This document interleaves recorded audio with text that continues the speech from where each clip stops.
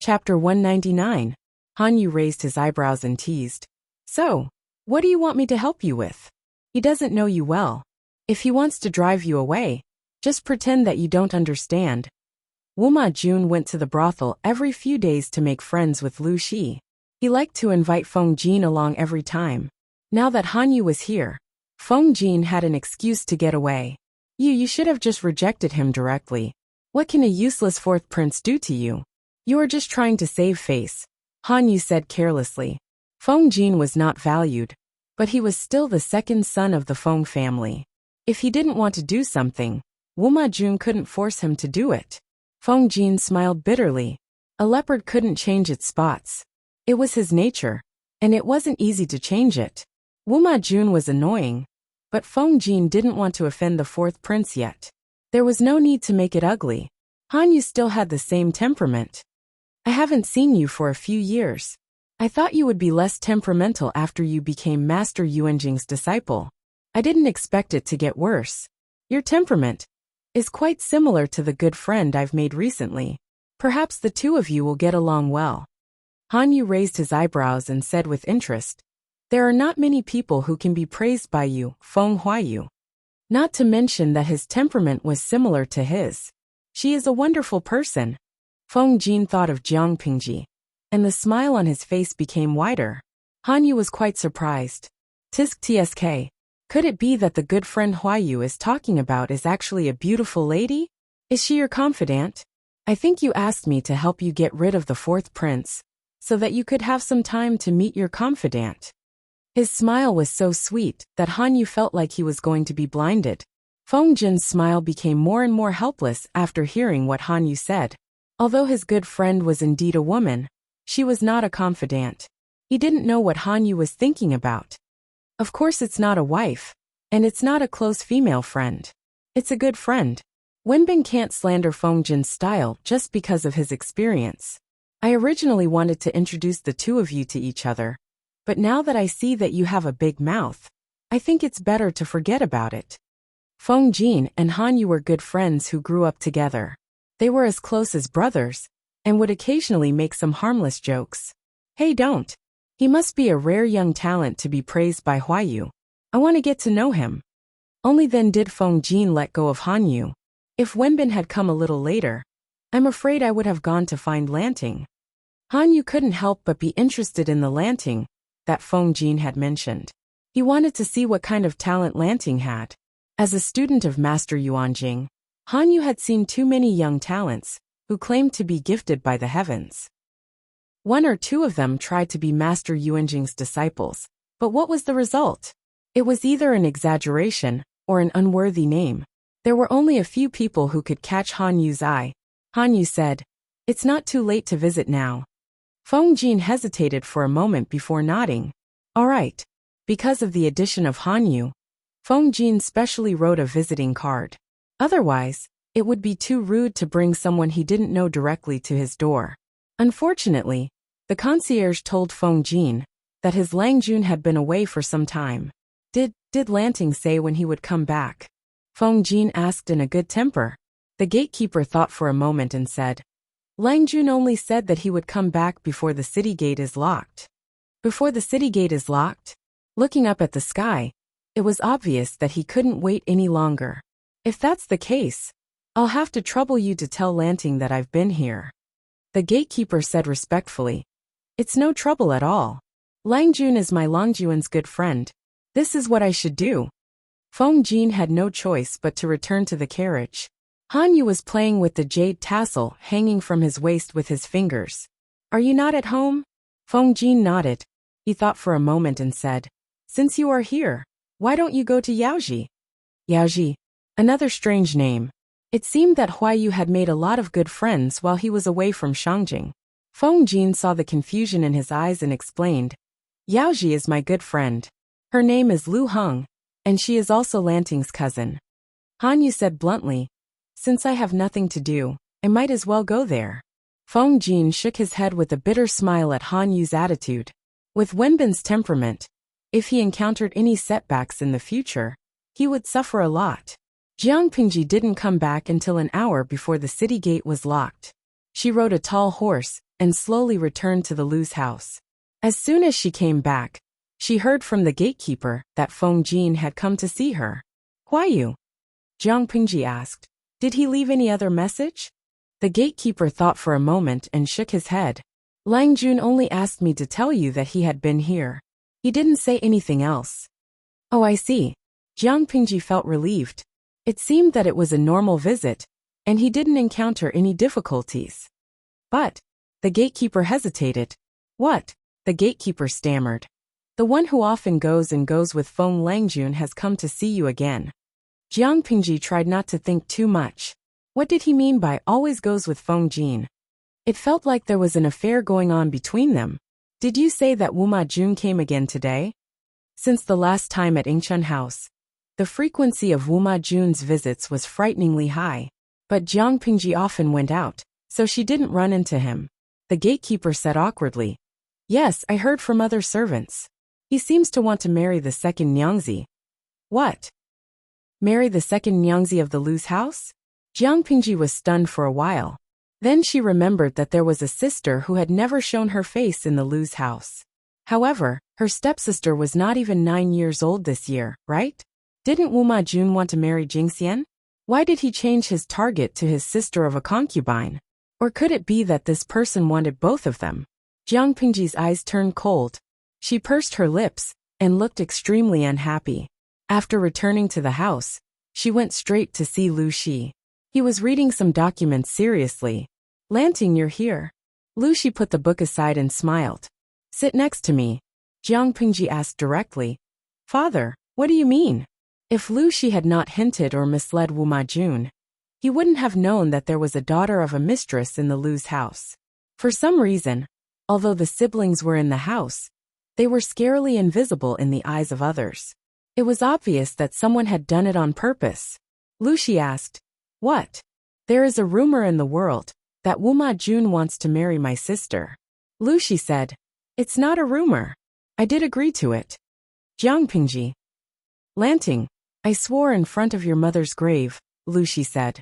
I won't let those who hurt her and this family live a good life. But my sister, Lu Shi said meaningfully, I only have your mother in my life. Jiang Pingji suddenly understood. The children in the house were not Lu Shi's biological children? If that was the case, she couldn't help but look at Lu Shi's head. Chapter 200. Father, you mean? My sister. Jiang Pingji withdrew her gaze. She did not want to be too obvious and hurt his dignity as a man. It's just a grudge between the previous generation. I'll tell you in detail when everything is settled. Lu Shi caressed her hair and said gently, You don't have to listen to the intrigues in the backyard. You don't want to dirty your ears and change your temperament. Did you agree to marry my sister to Wu Ma Jun to avenge my mother? Jiang Pingji asked. At the same time, she was deep in thought. If that was the case, there must be something special about this stepsister's identity. Yes, it's a very important part. Lu Shi's lips curled into a sinister smile. It was as if there was a cold lake deep in his eyes. I wanted to wait a few more years, but Wu Ma Jun came to me on his own. He must have some ulterior motive. I'd like to see his expression when he finds out the truth. It'll be interesting. She killed a man for her own ambition. She should pay the price. She asked, Who killed my mother? Lu Shi did not answer her. He sighed and said, I told you. It's a grudge between the previous generation. I don't want you to be involved. I know where your ambition lies. The world is vast, and that is your goal. I, your father, will settle the score for your mother. But Jiang Pingji felt that things were not that simple. Lu Shi was hiding an important truth. If you want to do something for your mother, then promise me. As Lu Shi spoke, he leaned forward and whispered in her ear word by word. It was as if he was making a solemn vow. Don't let anyone get their hands on the throne of the world. You can only win. You can't lose. Jiang Pingji's heart skipped a beat. Even though Lu Shi had learned some things from Master Liaochen, it was the first time he told her that she had to win. She asked in a low voice, Will the person who killed my mother fight with me? Lu Shi couldn't give a very clear answer to this question, because he didn't know the details. The only thing he could say was, I don't know, but if you want to be the ruler of the world, it won't be wrong. Who cares if she will fight with you? She won't be able to beat you. Just remember today's conversation in your heart. Even if you are talking in your sleep at night, you must not leak even half a word. You must not leak anything. Even though Jiang Pingji didn't mind Lu Shi's serious advice, she had to take it seriously. What's more, Lu Shi smiled sarcastically. How could someone who only knows how to suck up to you compete with you? What could she rely on? Tossing and turning men's bodies, seductively asking for sex. It's the biggest joke in the world. A woman? Jiang Pingji was surprised. She thought Lu Shi wanted to deal with a man. Lu Shi obviously didn't want to talk about this topic anymore. His daughter was too cunning. The more he talked, the more information he would leak. Before the situation became clear, he didn't want to dig up the past. Lu Shi wouldn't be worried if she was getting stronger. But now, it was clear that it was still not in its infancy. It still needed to recuperate and accumulate its foundation. Lu Shi was in no hurry. He had waited for so many years, and he didn't mind waiting longer. As long as he could see that woman's head fall to the ground before he died, everything would be worth it. Your sister's matter is settled then. Lu Shi's voice was calm, but there was a hint of chilling pleasure in it. Jiang Pingji was not a compassionate person. Lu Shi had already hinted that his sister had a special identity. If she continued to speak up for her, it would seem a little stupid. But didn't father say that Wu Majun and Jing Xian? Could it be that he wants to enjoy the bliss of having two wives? Lu Shi said, let him worry about it. In any case, Wu Majun would not let his stepsister become his concubine. It was even more impossible for the daughter of the Wei family's first wife to become his concubine. Naturally, Wu Majun had to cancel the marriage. Otherwise, he wouldn't be able to leave Hejian County alive. On one hand, he promised Lu Shi to marry his daughter, but on the other, he wanted to take Wei Jingxian's engagement. Wasn't he courting death? But, father, Jingxian and I have broken off our engagement. The Wei family is interested in marrying Wu Majun. Although they didn't say it officially, some well-informed people know about it. Now that Wu Majun has changed his mind, doesn't the Wei residents have any objections? Lu Shi was a little surprised. He did not expect his daughter, who had been so insensitive before, to think about this. Don't worry. It's just gossip. The Wei residents did not admit it. They just need to say that others guessed wrongly. Lu Shi smiled and said, have you forgotten that there was another person at the gathering other than Wu Majun, who was of equal status and had a brighter future? You mean, Feng Jin? Jiang Pingji thought of her good friend. Feng Jin is the second son of the Feng family.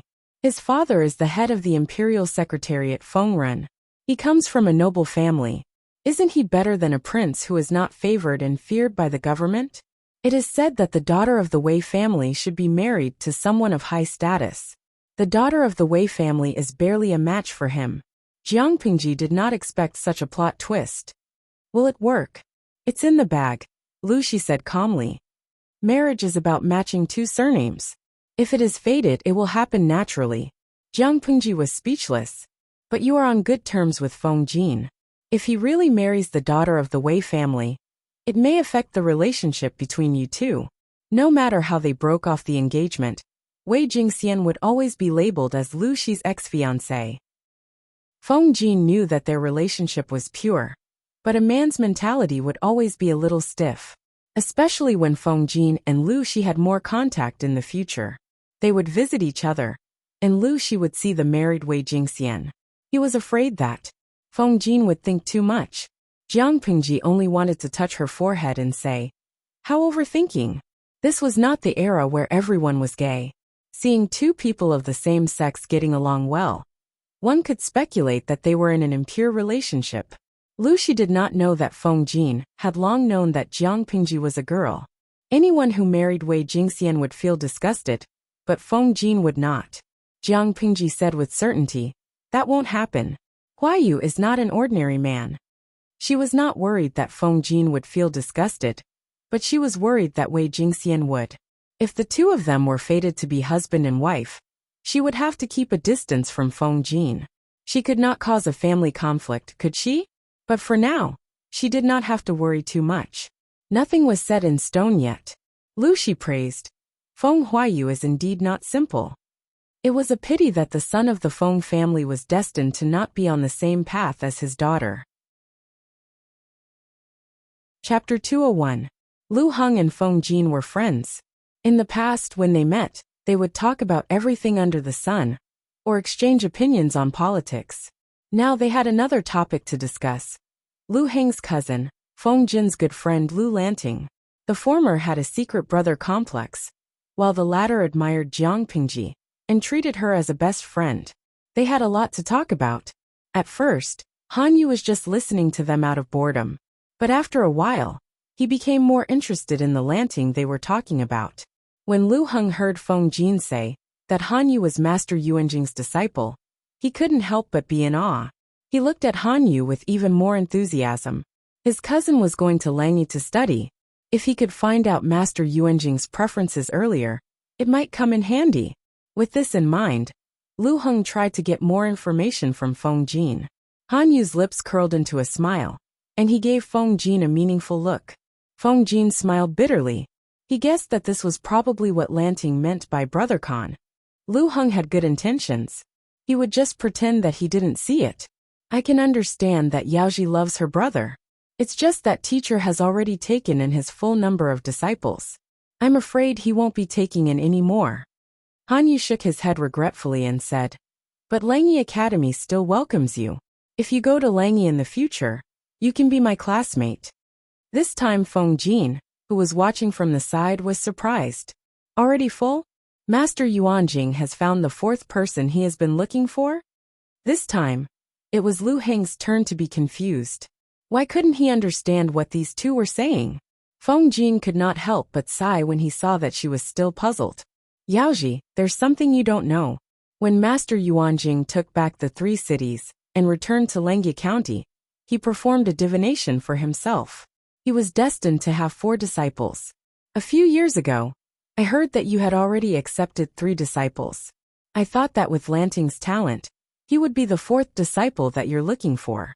I didn't expect that you already have one. In terms of students, all the students in Langyi Academy could be considered as Yuanjing's students. However, there could only be 4 real disciples. Lu Heng's face was filled with disappointment. Although he belittled his cousin, he was still very proud of him. How could a student and a personal disciple be the same? For the former, Master Yuanjing only came out to give lectures occasionally, but for the latter, he taught everything he knew. Ai, Lu Heng sighed, and then said somewhat open-mindedly, If I get it, it's my fortune. If I don't, it's my fate. However, I heard from Huayu that Master Yuanjing was painstakingly looking for his 4th disciple. This is really puzzling. He emphasized the word diligently. With Master Yuanjing's fame and talent, which scholar in the world would not go after him? Too many students had racked their brains just to meet Master Yuanjing. If they could be accepted as his disciple, it would be a blessing to their ancestors. Would Master Yuanjing still need to search for him? Simply absurd. However, he was not so sure after observing Feng Jin and Han Yu's expressions. Han Yu said, I had recommended Huayu to Master, but Master said that Huayu had another destiny in life, and he was not fated to be with him. Master Yuanjing had a quirk when it came to accepting disciples. Not only did he want the disciple to be smart and have a temperament that suited his taste, but he was also particular about mysterious fate. Just as Lu Heng thought, after Master Yuanjing became famous, there were countless people who wanted to be his direct disciple. He could choose any outstanding talent in the world. What kind of student couldn't he find? Han Yu also wanted to give it a try, but he did not expect that Master Yuanjing would take the initiative to accept a disciple. After entering the sect, he had seen too many people who were praised by Master Yuanjing, but all of them failed at the last stage. They had another destiny, and were not fated to be Master Yuanjing's disciple. To hell with the fate of master and disciple. If you don't accept disciples, how can there be the fate of master and disciple? Master Yuanjing only smiled, and did not say anything about this resentment. He never explained anything. The first 3 disciples were accepted smoothly, but the last one had been hanging around for many years. He thought he could not find him anymore. Feng Jin was curious. although Master Yuanjing's criteria for accepting a disciple were a little strange. And the last one was even more inexplicable. He could tell how much he valued this matter. The first 3 disciples were accepted quickly, but the last one was not easy to accept. Feng Jin was indeed curious. I don't know who the 4th disciple is. I remember that Wenbin wrote to me last time that Master Yuanjing was quite troubled about accepting disciples. Now that we met, he told me that the candidate has already been selected. I can't help but be curious. Speaking of the 4th disciple, Hanyu was also confused. He had not understood his master's intention. I have told Huayu about this person before. There are many young talents in Langyi Academy, and Master Yuanjing's disciples are among the best. There is only one person who is an exception. Hanyu frowned slightly. When I first arrived at Langyi County, I thought that person should be Master Yuanjing's disciple. Later I found out that he was not. Not only was he not even a student of Langyi Academy, but Master Yuanjing specially allowed him to study here. Feng Jin thought for a while and suddenly remembered. The person you are talking about is the one with an unknown birth date and a very bad fate. Lu Heng was confused. What unknown birth date and a very bad fate? Hanyu nodded and said, "That's him." Feng Jin was surprised. That person has been studying in Langyi Academy for 7 or 8 years. If Master Yuanjing had accepted him earlier, he would have been his first disciple. Why didn't he accept him for 7 or 8 years, and only accepted him when it was almost time? Hanyu also asked his master about this question, and his master smiled meaningfully. Timing? Hanyu said. Master Yuanjing said that the timing was not right before, but now it is time. Feng Jin was speechless. Many famous teachers had quirks, and Master Yuanjing was definitely one of them. Lu Heng had to interrupt and asked, "After listening to you for so long, I still don't know who the lucky person is." Wei Xiai. After Master Yuanjing accepted him as a disciple, he named him Zixiao. Hanyu answered. Wei Xiai. Wei Zixiao. He had never heard of him. Lu Heng searched for relevant memories, but there was no trace of this person. Then, why did you say that his birth date is unknown and a very bad fate? Lu Heng had a bad habit. If he didn't understand, he would want to ask. If he didn't ask clearly, his heart would itch uncomfortably. Hanyu's expression froze. It seemed that he was having a hard time talking about it. Lu Heng thought that Hanyu had encountered a problem. His heart skipped a beat, and he quickly said, "I am presumptuous. Please forgive me, Wenbin." Hanyu shook his head and said softly, "There is no taboo. I am just afraid that others will have unnecessary fear and scruples towards Zixiao if I say it. The people of the world are ignorant and fear ghosts and gods. Just a small date of birth can create so many tricks. It is really a pity for Zixiao.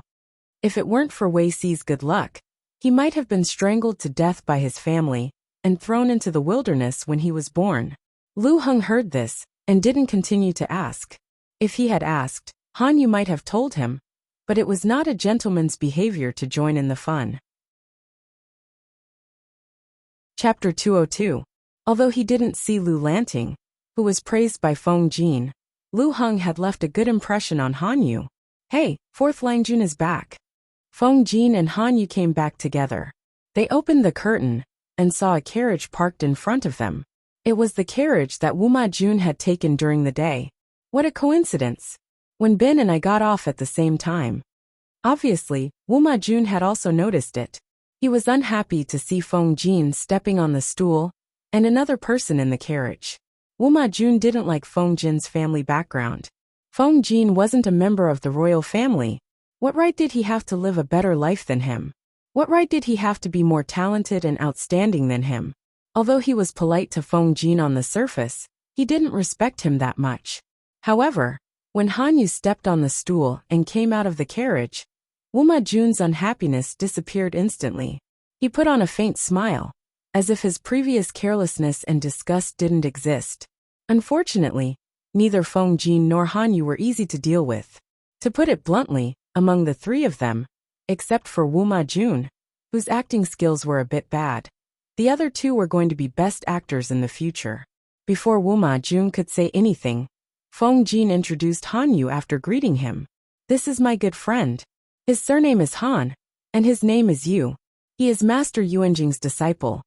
Feng Jin emphasized the words, Master Yuanjing's disciple, hinting that Wu Majun shouldn't be so embarrassed that he couldn't move when he saw a beauty.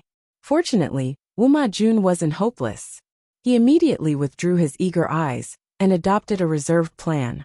Taking a step back in order to advance, he could first establish a good relationship with them. Yes, in this era of masculinity, men might not be completely safe. Han Yu saw the eagerness in Wu Majun's eyes. He felt a chill in his heart. The hair on his arms stood up, and he got goosebumps. He suddenly regretted agreeing to Feng Jin's request. Wu Majun obviously didn't care about men and women. He didn't want to get himself involved. Thinking of this, Han Yu came up with a plan in his mind. He slowly revealed a sneer. However, in Wu Majun's eyes, it was a stunning beauty, who was satisfied with him. He had to admit that it was a big misunderstanding. It made Han Yu feel nauseous. Wu Majun didn't like Feng Jin, but he didn't like Feng Jin being out of his control either, so he asked about his schedule. Feng Jin smiled faintly. He dealt with it flawlessly, and Wu Majun could not find any mistakes. Fourth Langjun, have you made any progress in visiting the Lu residence today? How could Feng Jin not see that the other party was trying his best to hide it? If it wasn't for the fact that he still had some brains, he would have already flown into the sky. He must have encountered something good. Wu Majun had already determined that Feng Jin had the intention of relying on him, so he did not hide anything from him. He revealed that Lu Shi had already relented and intended to betroth his daughter to him. Although she was only a concubine's daughter, she had a good father, money and food. At the thought of Hu County, Wu Majun's heart began to beat faster. It was as if he could already see Lu Shi helping him ascend the throne. When Feng Jin heard that, he almost dropped the cup in his hand and spilled some tea. Wu Majun and Han Yu were quite surprised. It was normal for others to lose their composure, but how could Feng Jin lose his composure? Unbelievable. Han Yu smiled and closed his eyes to hide the surging speculation in his eyes. Could it be that the Lu family's daughter and Feng Jin had some unspeakable feelings for each other? Otherwise, according to Feng Jin's self-restraint, it was impossible for him to lose his composure so obviously. Wu Majun did not think of that, and Feng Jin, the person involved, felt even more wronged. He just did not react for a moment, and thought that Lu Shi had agreed to marry Lu Shi. Thinking about it, Jiang Pingji, who was such an unbearable person, married Wu Majun like a daughter. He did not even dare to think about it. The scene was too beautiful. Feng Jin was shocked by his own speculation, and that was why he lost his composure. He quickly realized that the Lu family's daughter that Wu Majun mentioned should be the concubine's daughter, who had almost no presence in the Lu residence. If so, I have to congratulate Fourth Langjun for getting his wish and bringing home the beauty. Feng Jin smiled frankly. There was no trace of hidden displeasure on his face, which made Han Yu, who was secretly observing him, confused again. However, I heard that the Lu family's daughter is not even 9 years old yet. When she is at the age of engagement, I am afraid that Fourth Langjun will have to wait for a long time. Wu Majun also knew his daughter's age, but did it matter? Not to mention that she was only 9 years old. Even if she was 9 months old, he would agree to the marriage. He did not have the capital to win over Lu Shi. That old fox was too cunning. He had tried to fool him for a few days, but he had been fooled by him. If he became Lu Shi's son-in-law, they would be in a natural alliance. Even if Lu Shi did not support him, he would not support anyone else. Moreover, she was Lu Shi's only daughter, so there was no reason for Lu Shi to not care about her. Ordinary princes did not have to lower themselves like Wu Majun did. However, who asked him to be in an awkward position? If he did not find a way to fight for it, he would not be able to make a comeback for the rest of his life. It doesn't matter. I will just marry her and respect her. Yes, it didn't matter to Wu Majun. He wanted to marry the daughter of Lu Shi, not that person. If he married her, he would worship her as a shrine. He could not stop him from being a playboy, not to mention that she was not married yet. Seeing his attitude, Feng Jin sneered in his heart. He thought that Jiang Pingji had seen through Wu Majun's nature. Who would feel at ease if their daughter married to him? He had just reached an agreement with Lu Shi to be his son-in-law. And now he was coveting Wen Bin's beauty. What a scumbag. Wu Majun wanted to talk to Han Yu through the night, but Han Yu's IQ and literature were much higher than his. There was nothing to talk about. I am surprised. Wu Majun is so lustful. Why have I not seen him do anything to you after so many days of following him?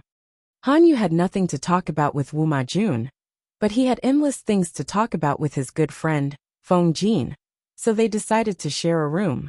Feng Jin said helplessly, "My beauty is like a jade pearl on a plate. How can I compete with Wen Bin's beauty?" Han Yu was speechless. It was not the Feng Jin he knew who would say such sarcastic words, who taught him to praise others in the open, but to insult others in the dark. Jiang Pingji thought that Feng Jin was being sarcastic. Was it her fault? Han Yu did not want to show any weakness. He teased. Wu Majun mentioned that he was going to be engaged to the daughter of the Lu family. Why did you lose your composure? Chapter 203. Seeing that Feng Jin wanted to deny it, Han Yu pursed his lips and smiled. Don't play dumb, Huaiyu. How can you deny it? Feng Jin knew his friend's temperament. He knew that if he didn't give an explanation today, Han Yu wouldn't let him sleep all night. Feng Jin thought of a perfect excuse and explained calmly. A few days ago, I met Chief Lu by chance and knew that he was a gentle and generous elder. Do you think Chief Lu couldn't see through Wu Majun's treacherous thoughts? If he had seen through it, why did he agree to marry his daughter to Wu Majun? This, to put it bluntly, isn't it like pushing his own blood relatives into the fire pit? Yes, both he and Feng Jin could see through Wu Majun's disguise. There was no reason that someone like Chief Lu couldn't see through it. Moreover, Huaiyu had said that Chief Lu was a gentle and family-oriented person in private. How could he not care about his only daughter's marriage? So, that's why you lost your composure. Han Yu squinted his eyes. It seemed that he still had doubts about Feng Jin's words. Feng Jin said seriously, otherwise, the daughter of the Lu family is not even 9 years old, and I will be married in 2 years. What kind of relationship could there be? Besides, the daughter of the Lu family has been raised in the boudoir since she was a child. She rarely goes out. Even her brother, Lanting, rarely sees her. How could I, a man outside, have any relationship with her? It's okay that you are a playboy, but how could you slander the innocence of a noble girl? Han Yu lost interest and sat on the side of the bed sulkily. He changed the topic and asked, if so, according to what Huaiyu said, why did Chief Lu do this? Feng Jin couldn't figure it out either, but he was secretly relieved. Han Yu was not easy to deal with. He would be finished if he gave himself away. Feng Jin shook his head in confusion. Well, I don't understand either. I think Chief Lu has other considerations. How could a man with a generous and family-oriented temperament, as well as extremely sharp judgment and experience, not see through Wu Majun's clumsy disguise? It didn't make sense at all, unless there was a compelling reason that made Chief Lu act in this way. Han Yu's face was filled with the word interested. But Feng Jin was not curious at all. Whether Lu Shi married his daughter or not was his family's business. Why should two unrelated men get involved? As usual, Feng Jin read a book in front of the lamp for a while. When he felt a little sleepy, he decided to go to bed. As soon as he lay down, Han Yu said, I hope it won't involve politics. County Chief Lu's methods are a little creepy. Feng Jin was secretly amused. County Chief Lu is such a character. If it's not for the sake of the imperial court, could it be for a personal grudge? What kind of logic was it to marry the son he had raised for a few years to Wu Majun, just because of a personal grudge? Han Yu couldn't figure out Lu Shi's intentions. Forget it. My head hurts if I think too much. The two of them talked about their daily lives and learned about the things that had happened to each other over the years. They couldn't help but sigh. All of a sudden, Han Yu remembered Master Yuanjing's worries. Mister has been rather worried recently. The aristocratic families have already flourished to such an extent. If we don't restrain ourselves, I'm afraid something bad will happen. Both of them were still awake and were chatting to pass the time. Feng Jin sneered. Rein in at the precipice? How could they do that? It wasn't that no one had realized this problem. The point was that the aristocratic families were like a carriage that was slipping down the slope, and they couldn't control it anymore. If the future ruler of the world is also a member of the aristocratic families, maybe we can continue our glory. But what if he isn't? Even if he is a member of the aristocratic families, who can tolerate the royal family being controlled by the aristocratic families? Or even lower than them? The aristocratic families have crossed the line. Han Yu was stunned for a moment. He didn't expect Feng Jin to have such a bold idea. However, Han Yu couldn't refute Feng Jin's words. Nowadays, the royal family of Dongqing was the Wuma family, but the real helmsman was the four aristocratic families. Which of the important positions in each province and county wasn't from the aristocratic families? How many children of poor families were there? Dongqing had always emphasized culture and restrained martial arts. Their military was weak, and almost all of them were lost in the battlefield in the north borderline. If the aristocratic families didn't agree, the emperor's order couldn't even be passed out of the Shangyang Palace. Wasn't the royal family afraid of those aristocratic families?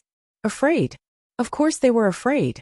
Who would feel comfortable if they had the world, but couldn't enjoy the supreme power?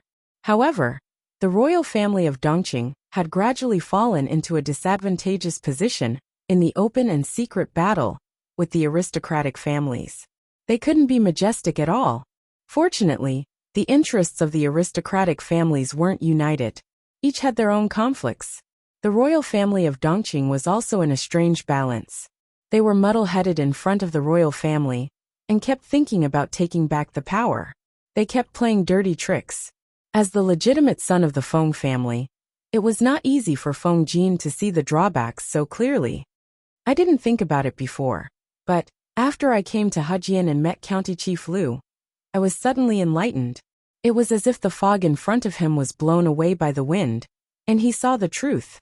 The chaos in Hu County was caused by natural disasters and sabotage, but the sabotage was greater than the natural disasters. Why did County Chief Liu persevere, and even manage Hu County to its current state, when others were troublesome, and even lost their lives? While others were fawning over Lu Shi, few were willing to delve into the meaning of the problem. Was it because they didn't want to? Or was it because they didn't dare to? Lu Shi didn't exterminate the gentry in Hu County, and their lives weren't as easy as they used to be. They lived in fear, and didn't dare to go overboard under Lu Shi's watch. But would that be enough to prevent future troubles? Not necessarily. County Chief Liu has been promoted to the General Evaluation Officer. I think there will be other changes. For example, he will be promoted to the governor on the surface. But in fact, it will be to take Hu County from him. Do you know how many people are drooling over Hu County?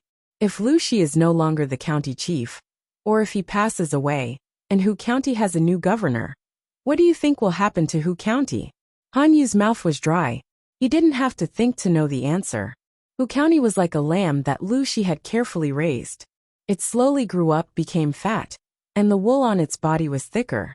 Around it, there were countless greedy eyes staring at it. Once Lu Shi, the shepherd, was distracted or simply not around, the fat lamb would be plucked by the greedy demonic eye. Those who had a bit of foresight would probably keep the lamb and pluck it when it grew some hair. If the greedy people who couldn't wait for the wool to grow, they would probably kill the fat lamb. Han Yu said. In the end, County Chief Liu still cared about his identity as an aristocratic family. So he didn't kill all the aristocratic families to avoid future troubles. Their reason told them that it was best to kill all the aristocratic families. But they were all from aristocratic families. If the same problem was put in front of them, they would probably make the same decision as Lu Shi, or even a little softer. Han Yu frowned slightly. It seemed that he didn't like this heavy topic. What made him even more unhappy was that he knew he couldn't avoid this conflict in the future. Unless he was willing to give up all his knowledge and live in seclusion, no matter what happened outside. But was it possible? Chapter 204. Perhaps it was because he had something on his mind. He didn't fall asleep until the middle of the night. Then, he woke up on time according to his biological clock. The next day, seeing Wuma Jun, Feng Jin said, "I'm afraid I can't stay in Hejian for more than 2 days." Wuma Jun was stunned. He didn't know how Feng Jin knew what he was thinking. Wasn't it simple? Wu Majun stayed in Hejian to win the support of the aristocratic families. Now that he had the support of Lu Shi, the other aristocratic families didn't need to be so anxious. Instead of staying in Hejian County, it was better to visit the Wang family in Langyi. 4th Lang Jun. I hope you can make an exception, and let me say goodbye to my friend Lanting, and tell her that we will meet in Langyi in the future. Wu Majun was happy to see that happen. He already regarded Lu Shi as his father-in-law, so Jiang Pingji was naturally his brother-in-law. Feng Jin was his right-hand man, so it was beneficial for Wu Majun to build a good relationship with his future brother-in-law. Feng Jin and Han Yu saw all the changes in his emotions. Both of them felt disdain and contempt at the same time. They were not afraid of being stupid, but they were afraid of being stupid and blind. Wu Majun had already regarded Feng Jin as an aide and a subordinate that he could order around. That was ridiculous. What did Wu Majun do to deserve Feng Jin's loyalty? However, they didn't say anything. They just went out together. One wanted to say goodbye to his new friend, and the other wanted to see what the legendary Lu Lanting looked like. They were lucky that Jiang Pengji didn't run around, but if they came a little later, she would have gone out too. Han Yu got out of the carriage and was about to step on the stool when he saw a familiar figure standing next to Feng Jin. They were talking happily. Han Yu was speechless. His eyes fell on Jiang Pengji's feet, which were wearing socks and wooden clogs. The scene from the day before flashed in his mind. Jiang Pengji had already noticed him when Han Yu was looking at her. It wasn't that she had sharp eyes and ears, but the enthusiasm in the streaming room had almost blown the roof off. Nongfu Shangquan Yudiangshuan. I watched the streaming video on Baidu yesterday. I thought it was a pity, but I didn't expect to see him in person. I was so excited that I wanted to shake his hand. It must be very smooth. Jiang Pingji sneered in her heart when she saw the bullet screen. Even though she was watching the live stream, there was still a screen between them. Dream on. Bayan Huakai. No. Host, give the handsome young man a close-up, magnified close-up. I want to take a screenshot and use it as a mural. He wasn't even dead yet, and they were already planning to hang him on the wall. Jiang Pingji ridiculed every bullet on the screen. She secretly glanced at Han Yu and found that he was also looking at her feet. Fei Shuang Dianmo. I'm a newbie in the live broadcast room.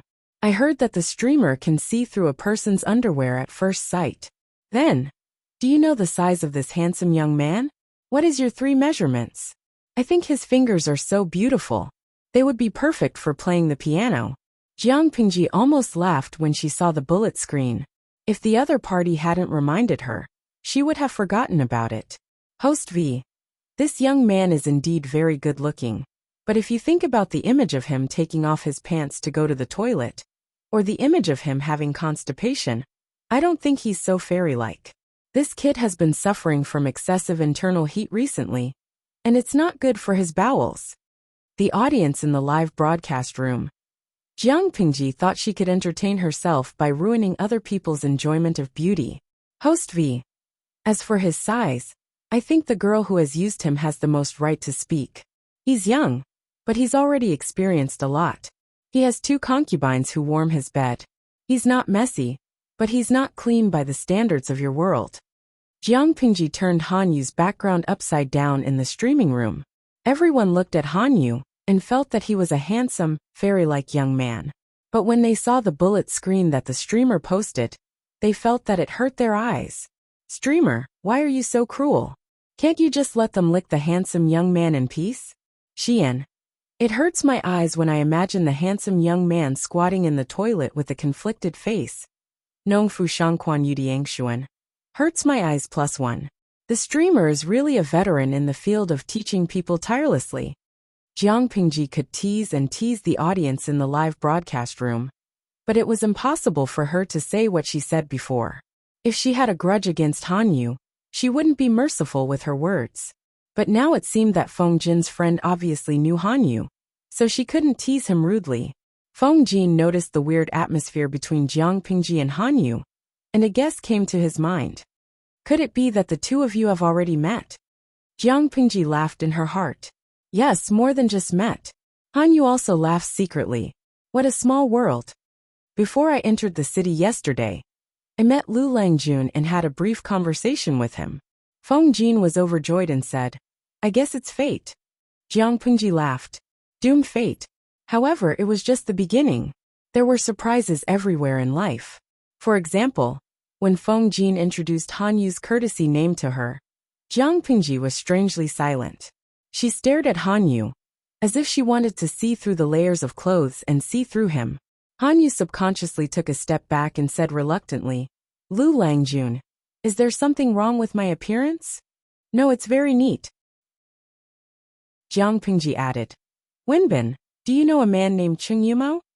Jiang Pengji had never thought that the man her father recommended to marry into her family would appear in front of her. It was fate. Han Yu was confused and asked, Lu Langjun, have you heard of Yumo? Jiang Pengji didn't answer but asked back, so Wei Zixiao does exist? Han Yu then realized that there was something wrong with Jiang Pengji's words. Lu Langjun has never heard of them, so how do you know about them? I once dreamed that there was a fairy in the Jasper Lake. There was a fairy beauty taking a bath and burning incense. I wanted to go closer to ask her, but I heard someone call her Zixiao. The beauty answered and called him Yumo. Hearing the voice, I knew that the fairy was a man. Jiang Pengji described it vividly, as if she had really had the dream. Both Feng Jin and Han Yu were stunned. However, the audience in the streaming room couldn't buy it. After all, they already knew how bad Jiang Pengji was. They would never be fooled. Lao Siji Lianming. I feel sorry for the confused young Feng Jin and Han Yu. They have been tricked by the streamer, Nongfu Shangquan Yudiangshuan, sorry +1, who would call their partners by their full names. The loophole in Jiang Pengji's story was that she accurately called out Cheng Yumo and Wei Zixiao's surnames. If they really knew their names from a dream, they couldn't call each other by their full names, could they? So it was possible to know their first names but not their surnames. Chapter 205. If that's the case, you also saw me in your dreams? Han Yu asked with a faint smile. He looked friendly, but there was a hint of judgment in his eyes. Who would believe such nonsense? Yes, another loophole in Jiang Pengji's story was that there was another person in it, Han Yu.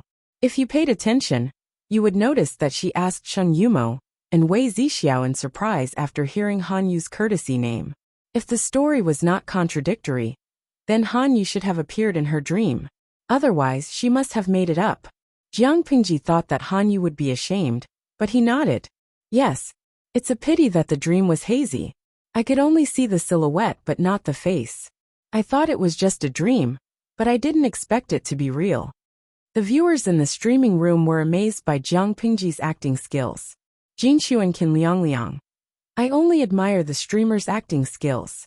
She did it all in one take. It was such nonsense, but even she herself believed it. Life is like a drama. Even the streamer can win an Oscar if she depends on her acting skills.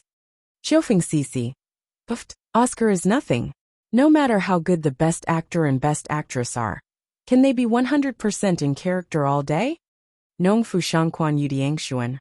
Well, I know the streamer is lying, but she said it so confidently that I am beginning to doubt her. Even the viewers in the streaming room began to doubt their own judgment, let alone Han Yu, who didn't know much about her. Han Yu's mouth twitched. He said in a stiff tone, So it is fate that I met Lanting. Jiang Pengji readily accepted his advice and said, Yes, such a fate. It will be a good story to tell. Feng Jin believed her and said with surprise, People say that what you think about in the day is what you dream about at night. But Lanting was born and grew up in Hejian County. She had never heard of the names of Wenbin and the other two. Wei Zixiao's courtesy name was only recently given. Lanting could actually dream of such a scene. Maybe it was a sign of fate. If I go to Langyi in the future, I might be able to meet my dream friend.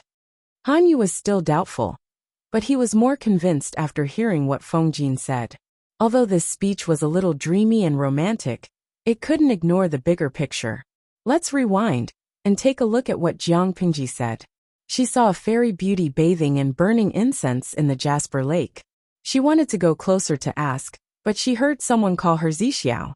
The beauty responded and called him friend Mo. In other words, the background was the bathtub. She was taking a bath. Han Yu couldn't imagine it. Zixiao was taking a bath in his dream. What was he doing in his dream? Although Lu Shi was a boy, a young boy who had yet to grow up, and the scene in the dream was still hazy, she could only vaguely make out the silhouettes of people. She shouldn't be able to see anything out of place. But she still felt that it was a little strange. Jiang Pingji took advantage of the fact that her body was still young, so she asked Han Yu, "That person called Yumo really has a good temper. He's cautious and thorough in his work. He's honest and upright." Han Yu was deep in thought and replied subconsciously, "Of course. Yumo has a good temperament, and he is cautious and reliable. Master speaks highly of him." When he finished, he came back to his senses. He was more and more convinced of what Jiang Pingji said in the dream. Why did he believe it? Cheng Yumo was a nobody among all the students. He kept a low profile, and his presence was almost non-existent. Except for a few close friends who knew about his talent and temperament, other strangers didn't know much about Cheng Yumo, let alone Jiang Pingji, who was far away in Hejian County. But she could accurately point out Yumo's temperament and his biggest advantage. It was obvious that there was a basis for it. Now Han Yu was interested in Jiang Pingji's dream. He couldn't care less about the little knot in his heart. "So that way Zixiao?"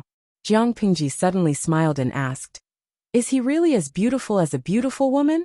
Han Yu was trying to listen to what she had to say, but he almost choked on his own saliva. He was being rude in front of others. Feng Jin was also speechless.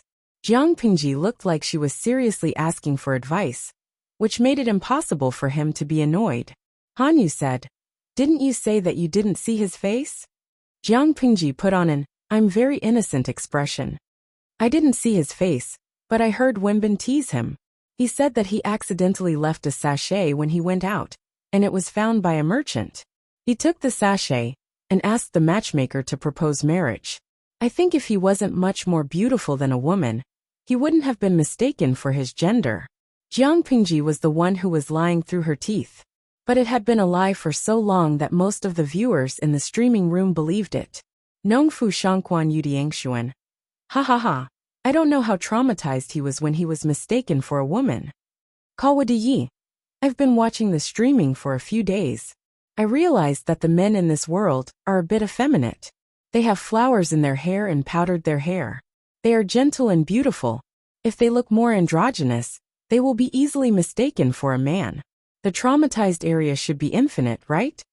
Han Yu's white cheeks were a bit flushed. He seemed to be a bit nervous.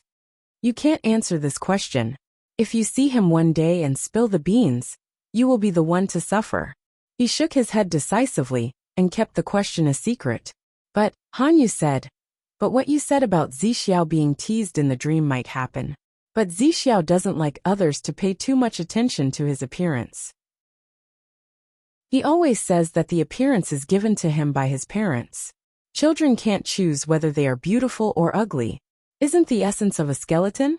In this era, it was dangerous for a woman to be good-looking, but it was not necessarily safe for a man to be good-looking." "A skeleton?" Jiang Pingji smiled. "This guy is interesting. How could he not be interesting? In this era, one's appearance affected one's fate as an official, and one's appearance was also an important criterion for being an official. But that guy said that appearance was not that important. Otherwise, he was just standing there and talking, pretending to be serious. Or he really thought so, and he was quite aware of it." Han Yu knew that Jiang Pingji would leave for Langyi in a few months. He smiled and said, "If so, we will be classmates by then. But Lanting, you don't have to rush. You can go to Langyi in 3 or 4 months. Why? It was Feng Jin who asked. Han Yu said helplessly, "Why you? Did you forget that in 3 months, the students who passed the initial assessment will go to Shangjing for the final assessment? This year, there are many students who passed the preliminary assessment. Master Yuanjing may personally escort them to Shangjing. I remember that Lu County Chief is this year's General Assessment Officer. He will also go to Shangjing." If Jiang Pingji went to Langyi according to the original schedule, half of the academy would be empty. The most important thing was that Master Yuanjing would not be there. She thought for a while and said, "If so, I will go to Shengjing with my father. After the assessment, I will follow Master Yuanjing to Langyi. It will be on the way." Chapter 206. Feng Jin was visiting with his friends, so Jiang Pingji invited them to a banquet. She didn't go out to have fun, and the audience in the streaming room felt bored. They were used to the streamer's style of making trouble every day, but she suddenly became so elegant and serious. They were not used to it. It would be fine if there was good food. They could treat the streaming as a food show. They couldn't eat it through the screen, but they could enjoy watching it. However, the food on the table that the maids served was very ordinary. It didn't arouse their appetite. Kao Wangdu. The development of food in this era is so backward. It feels like nothing. I don't have an appetite. Xiangguazi. I thought I would see a dazzling dish like Little Master Boy, and I would have a flash of inspiration after eating it. It turns out that I was thinking too much. Maitao. We don't have to eat delicacies, but the streamer shouldn't make it so shabby, okay? Gai Chongfan. It feels like a table of dishes in a small restaurant is better than the streamers. Jiang Pingji felt wronged. She couldn't control it. It was good enough to have something to eat. How could she be picky? She felt good now. She used to eat tasteless nutrient solution all day, but now she had a taste in her mouth. The audience in the streaming room kept complaining about the food. The dishes were monotonous, and the seasonings were lacking. How could a normal person eat it? Obviously, Feng Jin and Han Yu, as normal people, felt that the Lus were very attentive in terms of food. After eating and drinking to their heart's content, the maids took the table away. Jiang Pingji looked at Feng Jin and said, "When does Wuma Jun plan to leave?" There was a flash of surprise in Han Yu's eyes. If he remembered correctly, Feng Jin hadn't told him why he was here. If that was the case, how did this person know that Feng Jin was planning to leave? Feng Jin had experienced the same thing many times, so he was used to it. It should be tomorrow if nothing goes wrong. Feng Jin knew too well about Wuma Jun's desire for quick success. Wuma Jun had already obtained Lu Shi's support, which was equivalent to having an inexhaustible supply of rice grains. In this era where food was more important than anything else, he would not panic if he had food in his hands. If he won the support of the Wang family of Langya, and persuaded them to help him ascend the throne, the whole of Dongqing would be his. Jiang Pingji said sarcastically, "So urgent?" It seems that Wuma Langjun is also an impatient person. He can't wait. For the sake of one's life and future, it's normal to be a little impatient. Feng Jin didn't forget how many unknown forces they had encountered on their way to Hejian County. Not only did he not forget, but Wuma Jun, whose life had been hanging by a thread, also did not forget. If he didn't fight for the throne, he would die. From a prince's point of view, Wuma Jun's thoughts were understandable. Unfortunately, this person's vision was so narrow. So what if he ascended the throne? Would the 3 tribes of the north borderline give up their covetous eyes on Dongqing? Wouldn't the other 4 countries covet Dongqing? More importantly, did Wuma Jun have the ability to restrain the increasingly powerful and lawless family tycoons? Probably not. If he had such foresight, he would not have gone to the Wang consortium. Once he ascended to the throne with the help of the Wang family, the aristocratic families would have complete control over the royal family. Wuma Jun would only be a puppet emperor. If Dongqing wanted to continue the throne, they could not allow the aristocratic families to develop and expand unscrupulously. Feng Jin could not say these words, and he was not in the position to say them. He could only bury them deep in his heart. Although they were going to be separated the next day, neither Feng Jin nor Jiang Pingji were pretentious. They were still talking and laughing. It was just a temporary separation, not an eternal one. Without separation, how could there be the joy of meeting an old friend in a foreign land? On the way back, Han Yu looked at Feng Jin thoughtfully and said, "Huayu is very unhappy." Feng Jin closed his eyes. The situation is getting worse and worse. I really don't know how many times such a situation will happen. Han Yu was puzzled. He did not know where Feng Jin's worry came from. If the world is in chaos, Huayu can show his talents. Judging from Lu Langjun, he is not an ordinary person. Maybe in the future, you can have a friendship with him. Of course, if the two of them were to assist their respective kings, then they could only do their own things. Feng Jin heard that, and the corner of his mouth twitched. He felt that Han Yu and Jiang Pingji were on the same side. Both of them had restless temperaments and loved to stir up trouble at the drop of a hat. Although the royal family of Dongqing was declining, it was not destroyed yet. Now they were thinking about chaos. How could the royal family endure it? It could be seen that in the eyes of the aristocratic families, the royal family of Dongqing did not live up to its name. With a soft sigh, he dissipated into the air and disappeared. The next day, Jiang Pingji got up early and went to the Fengyu Pavilion outside the city to bid farewell to Feng Jin. The weather had started to warm up, but there was a cold wind blowing from time to time, making people's clothes rustle. Looking at Feng Jin's back, Jiang Pingji, who was originally emotionless, felt a little emotional. When will we meet again? She did not know whether they would be enemies or friends the next time they met. Jiang Pingji kept her emotions in check. She put a finger to her lips and whistled. White was already running towards her. Let's go. She got on the horse and held the reins with both hands. The carriages in the distance had become a small dot, and Feng Jin was nowhere to be seen. White snorted and galloped toward the city gate. Ever since the attack on the Mengs, Jiang Pingji liked the feeling of galloping more and more. Second Langjun, the people from the carpentry workshop are here. They are waiting for you in the mansion. As soon as they got back, the gatekeeper came forward to take the reins. Jiang Pingji's expression was cold and displeased at first, but when she heard that someone from the carpentry workshop was here, her eyes suddenly lit up. It was as if there were the brightest stars in them, which made people happy. Someone from the carpentry workshop? Where are they now? Take me there. Feng Jin was the first friend Jiang Pingji had made in this world, so he meant something to her. She did not show it on her face or say it, but she was still reluctant to leave Hejian County.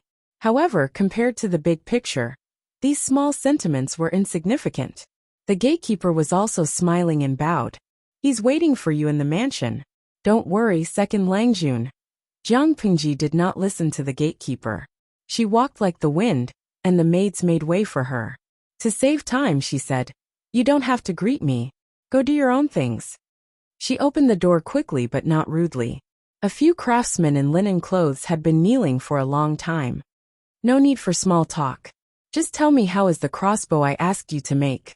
Jiang Pingji sat down without hesitation and skipped the complicated etiquette of the craftsmen.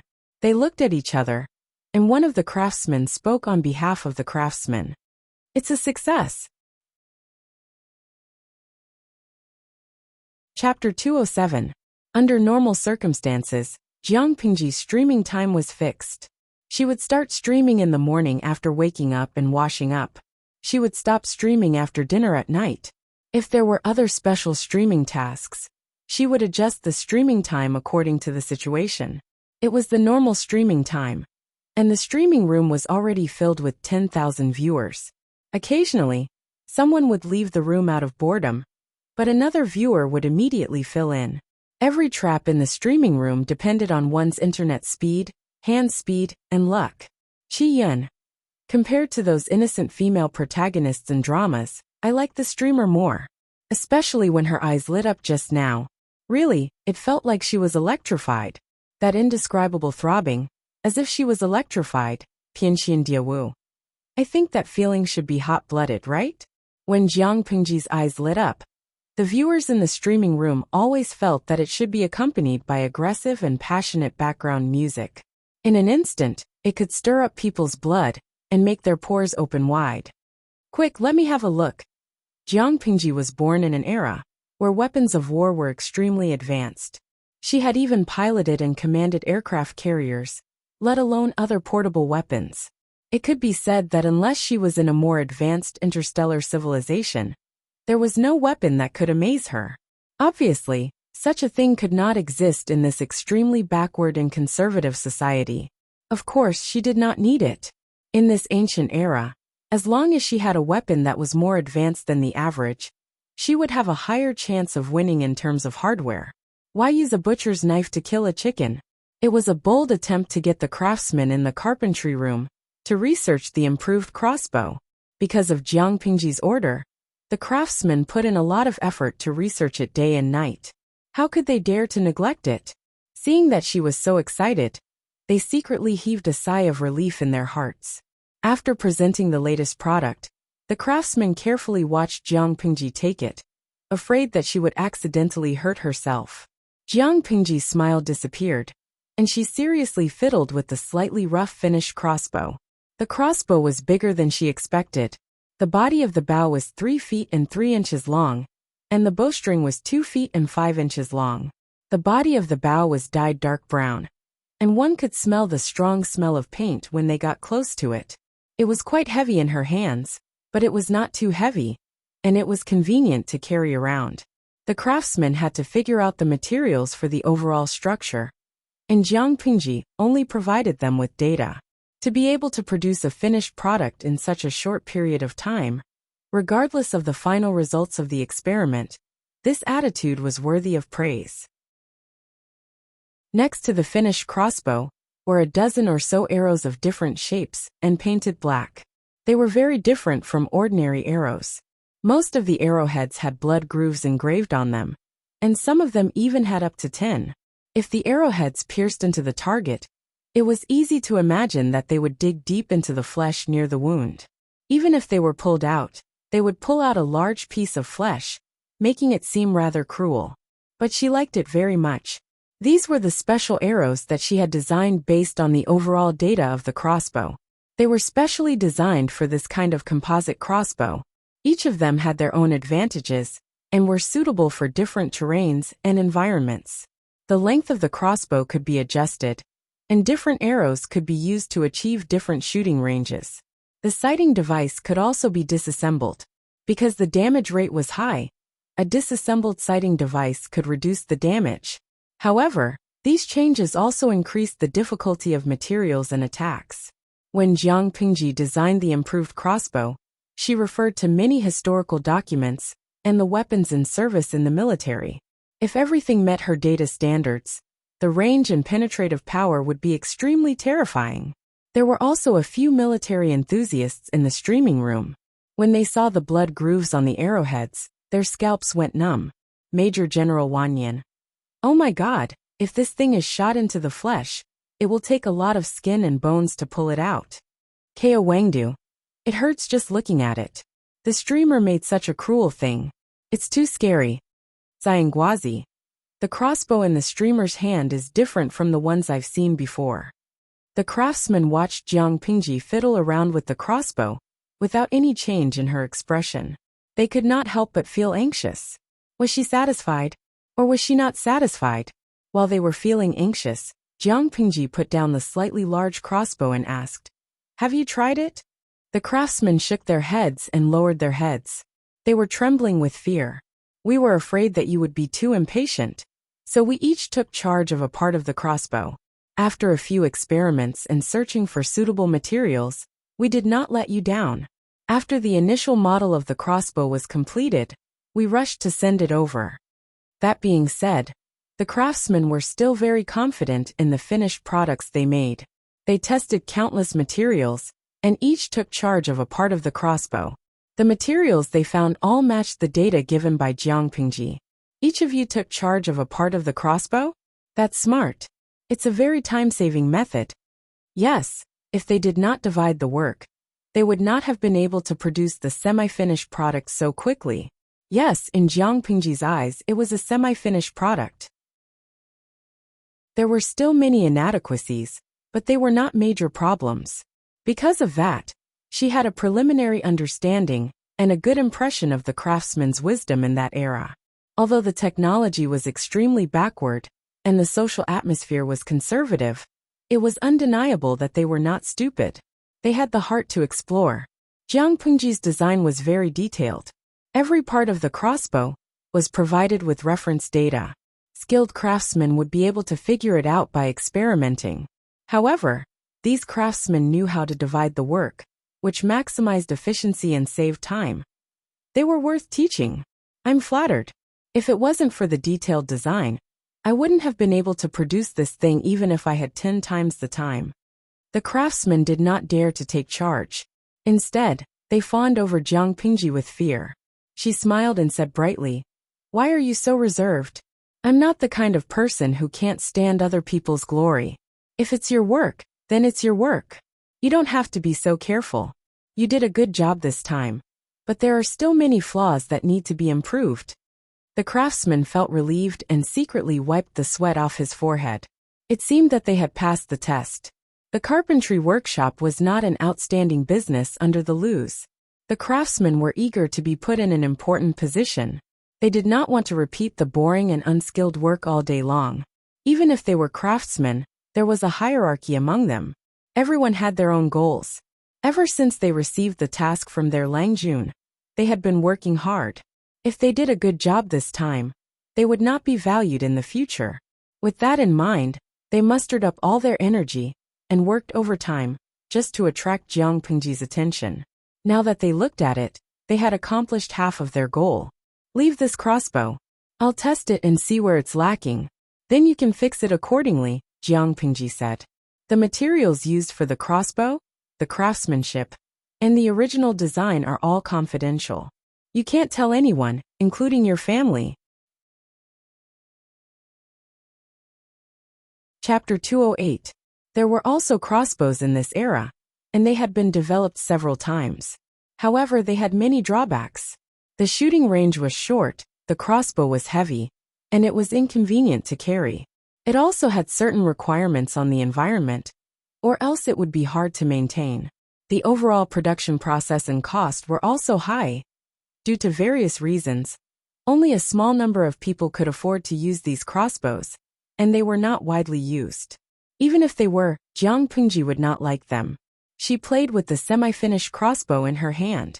The crossbow arm, crossbow bow, bowstring, and crossbow mechanism barely matched the data given by her.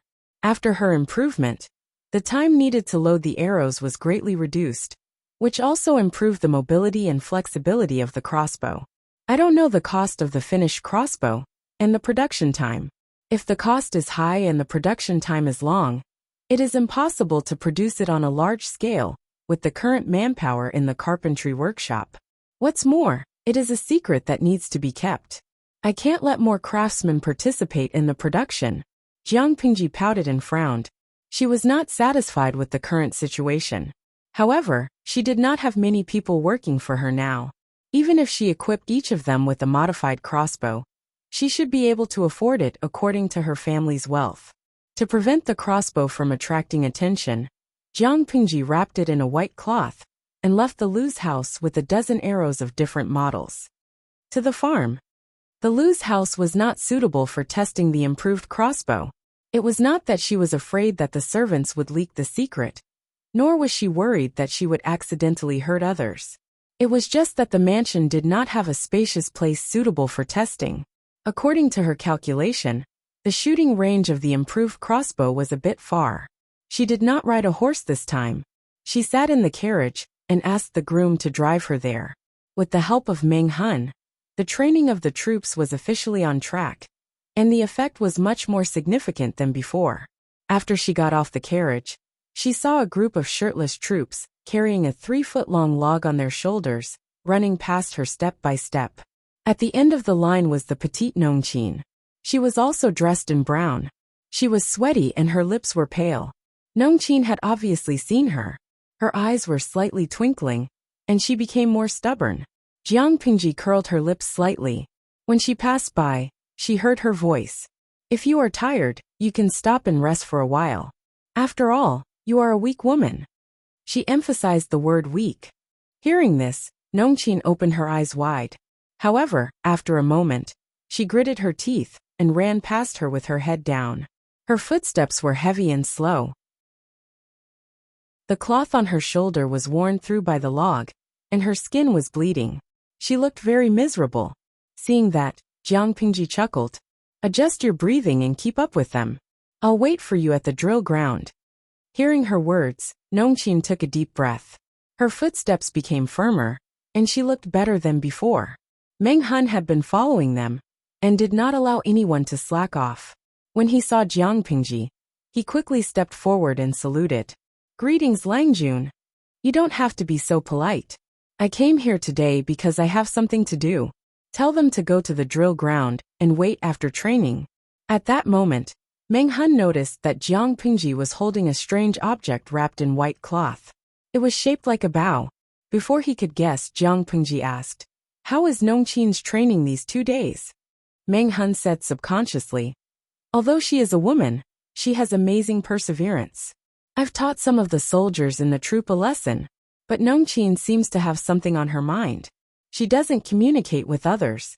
She still practices hard after training." If it was a man who was so eager to learn, Meng Hun would only feel gratified and praise him as a hero. But Nongqin was a woman, and her determination to learn was stronger than that of a man. He could not help but admire her. After she came, someone must have said something bad in private. Jiang Pingji sneered and said calmly, "Nothing more than some derogatory words. Nongqin has been through a lot, and her character has been shaped. It's a good thing that she practices hard. At least she doesn't cry." In Jiang Pingji's view, crying was a cowardly behavior second only to suicide. It was not worth advocating. Could crying solve anything?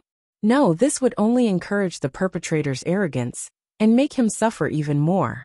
Nongqin was ridiculed and humiliated by others. She chose to immerse herself in practicing hard in order to get back at them instead of crying. This was a great improvement. Meng Hun looked a little embarrassed. The people of Dongqing were open-minded, but in many people's minds, women should be related to needlework. Why did she have to train and do rough work like a man? Her skin was soft and tender, and her arms were as thin as bamboo poles. What strength could she have? After Nongqin came out of nowhere, there was indeed a lot of criticism. There were also those who liked to talk dirty. Nongqin's face turned red and white. Meng Hun could say something when he saw it, but he could not protect her all the time. There were times when he could not take care of her. He said in a muffled voice, "I'm useless." Jiang Pingji sneered and said calmly, "What does it have to do with you? Nongqin trained hard and she will get back at herself. She doesn't need you to apologize. If you want to be recognized by others, you can only rely on your own strength. So what if you are a woman? Here only fists matter. If you are too protective of her, it will only make others ignore her hard work. Just watch her. As long as she doesn't go too far, you don't have to care about other things." When Nongqin beat up everyone who looked down on her, who would dare to look down on her? If they still looked down on her, she would beat them twice. The troop was a place where fists mattered. Gender didn't matter at all.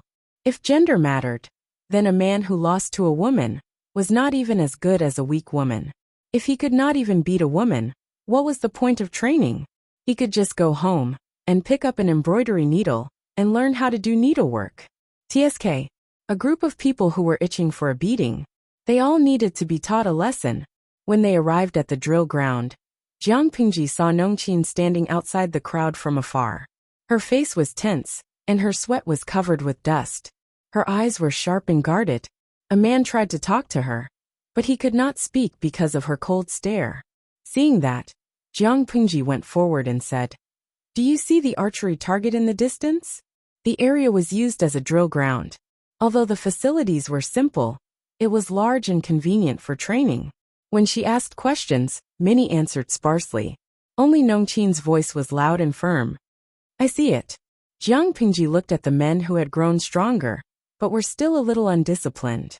Then she looked at Nongqin, whose face had become thinner. Chapter 209.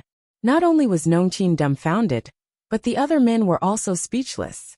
The live streaming room was in an uproar. Xuanxiang Taishou. "Host, don't scare me. How can I hit the target from so far away?" Fengji Liaoyuan. "I believe the host can do it, but Nongqin can't do it, right?" Han Yutong. "I can see another girl who is about to evolve into a tough man." The audience in the live streaming room presented facts and reasoned that the possibility of Nongqin doing it was zero. It was not that they didn't believe it, but it was too unbelievable. Meng Hun thought so too. With his eyesight, Jiang Pingji was at least 200 steps away from the target. Even a heavy bow of 1 pickle could not reach that distance. She needed a bow of more than 2 pickle. But 2 pickle? That was 200 kilograms, which was much heavier than an adult man. How could a weak girl like Nongqin draw a bow of 2 pickle? Can you do it? Jiang Pingji asked her. Nongqin was hesitant, but she made up her mind when she heard Jiang Pingji's question. Lang Jun, I can do it for you if you teach me. Jiang Pingji smiled. Smart girl, come here. I'll teach you. She untied the white cloth that wrapped the improved crossbow in her hand, and it fell to the ground, revealing the crossbow. Meng Hun was stunned when he saw it. However, what surprised everyone was yet to come. Jiang Pingji whispered in Nongqin's ear, telling her how to use the improved crossbow. This crossbow has a strong recoil. When you use it, you must stabilize your lower body and learn how to release the force. If your lower body is not stable, the crossbow in your hand will deviate a little, which will cause you to miss the target. If the enemy doesn't die, you will. Jiang Pingji's voice was like a clear spring in the mountains, with a refreshing coldness that made people subconsciously focus their attention. Although the improved crossbow had a buffer and shock absorber, it could greatly reduce the instantaneous force of the arrow. However, this strength was still a bit strenuous for Nongqin now. You have enough time to aim at the target with the sighting device and balance your body. You don't have to be like a bow and arrow. You can't keep the bow and arrow open for a long time after pulling it back. Jiang Pingji helped Nongqin adjust herself and said with encouragement, This is the right angle. As soon as she finished her words, an arrow flew out of the crossbow. Even though Nongqin was mentally prepared, she was still shaken by the strong recoil. She staggered and fell to the ground. Before she could get up, her ears were filled with exclamations. Pa! Nongqin was very lucky. Although the arrow didn't hit the bull's eye, it still hit the target and cracked half of it. The viewers in the live stream all sent a string of exclamation marks. They seemed to be quite shocked. This distance was already more than 200 steps. Not to mention whether ordinary people could aim at something that far away. Just the requirement of arm strength was enough to scare off a large number of people. However, right in front of everyone's eyes, it was actually shot through by a thin and frail woman, and it even blew up. The arrow didn't stop because of that. Instead, it flew for dozens of steps before it pierced into the ground. Seeing that, Meng Hun rushed forward and picked up the improved crossbow that Nongqin had thrown on the ground like a treasure. Nongqin was also stunned. She saw a fair and clean hand with a fragrance of soap in front of her. Get up! Nongqin bit her lips, pulled Jiang Pingji's hand, and suddenly stood up.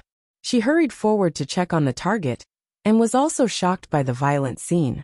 Was this really done by her? Nongqin blacked out and her heart raced. She raised her hands in disbelief. Was this really done by her? People often described a marksman as a sharpshooter, but she turned around to have a look. The distance between them was more than 100 steps. Meng Hun was the chief coach and the former county chief of the Mengs. Naturally, he could see how terrifying the improved crossbow was. He had seen crossbows before, but compared with the ones he had seen before, the one in front of him seemed especially terrifying. It was very light, and anyone with a little bit of strength could carry it. Besides, it could be pulled with the strength of the waist. Even a girl like Nongqin could use both her hands and feet, lean back, and gather all her strength to pull the string and put on the trigger. It was like a foot-mounted crossbow, using the strength of the arms, feet, and waist. However, the foot-mounted crossbow was different. The improved crossbow was a crossbow with arms, which was very convenient to carry and move. What made Meng Hun's eyes brighten was that the recoil was very small, but the shooting range was really long. However, before he could finish his joy, he heard Jiang Pingji's cold words. Still not enough. A semi-finished product is still a semi-finished product. Meng Hun held the improved crossbow in his hands and looked confused. Still not enough. He didn't know that Jiang Pingji's words contained a lot of information. She had a pair of sharp eyes. Nongqin had only tested it once, but she had already seen several areas that needed to be improved. Does Lang Jun want to equip everyone with this kind of crossbow? Meng Hun suppressed the excitement in his heart. He couldn't wait to worship the improved crossbow in his hands. When the others heard Meng Hun's words, especially the subordinates that Meng Han brought with him. Their eyes lit up. Jiang Pingji said, "It's still a semi-finished product, and it needs to be further improved. Because it's difficult to make and the cost is high. I can't make one for each person. I will only give it to the best." As for the others, hee. She took the improved crossbow from Meng Han's hands and pulled the string with her arms skillfully, unlike Nongqin. Bang! An arrow target exploded from the center. Jiang Pingji's body was as steady as a pine tree. She didn't even shake a bit. She continued to pull the string and load the arrow. There was another sound of the arrow target exploding. It was completely broken. Meng Han just realized that Jiang Pingji didn't aim at all. Or in other words, when she looked at the target, she already knew that she could hit the target without deliberately aiming. What kind of terrifying eyesight and accuracy was that? In this world, there's nothing that can't be done. The reason why I can't do it is because I don't know how to do it. She put down the crossbow and looked back with a bright smile. At that moment, it was as if the sun in the sky was overshadowed by her smile. Nongqin felt hot in her heart. Her eyes were burning, as if there was an inexplicable force filling her limbs. She wanted to be like her Langjun. She pulled the string lightly.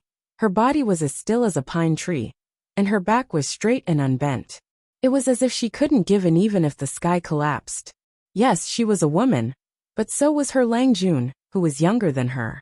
If she could do it, why couldn't she?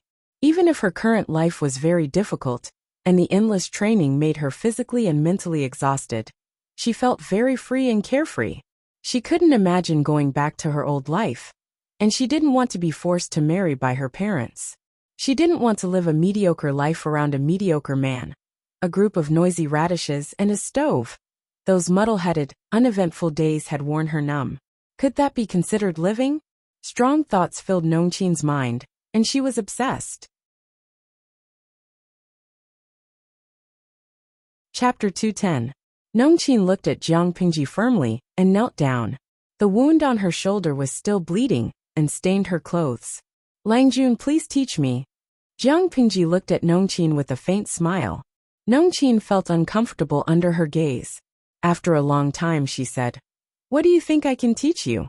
Nongqin was stunned. She didn't understand what she meant. Jiang Pingji said, "You practice hard, you work hard, and you don't want to admit defeat. That's enough.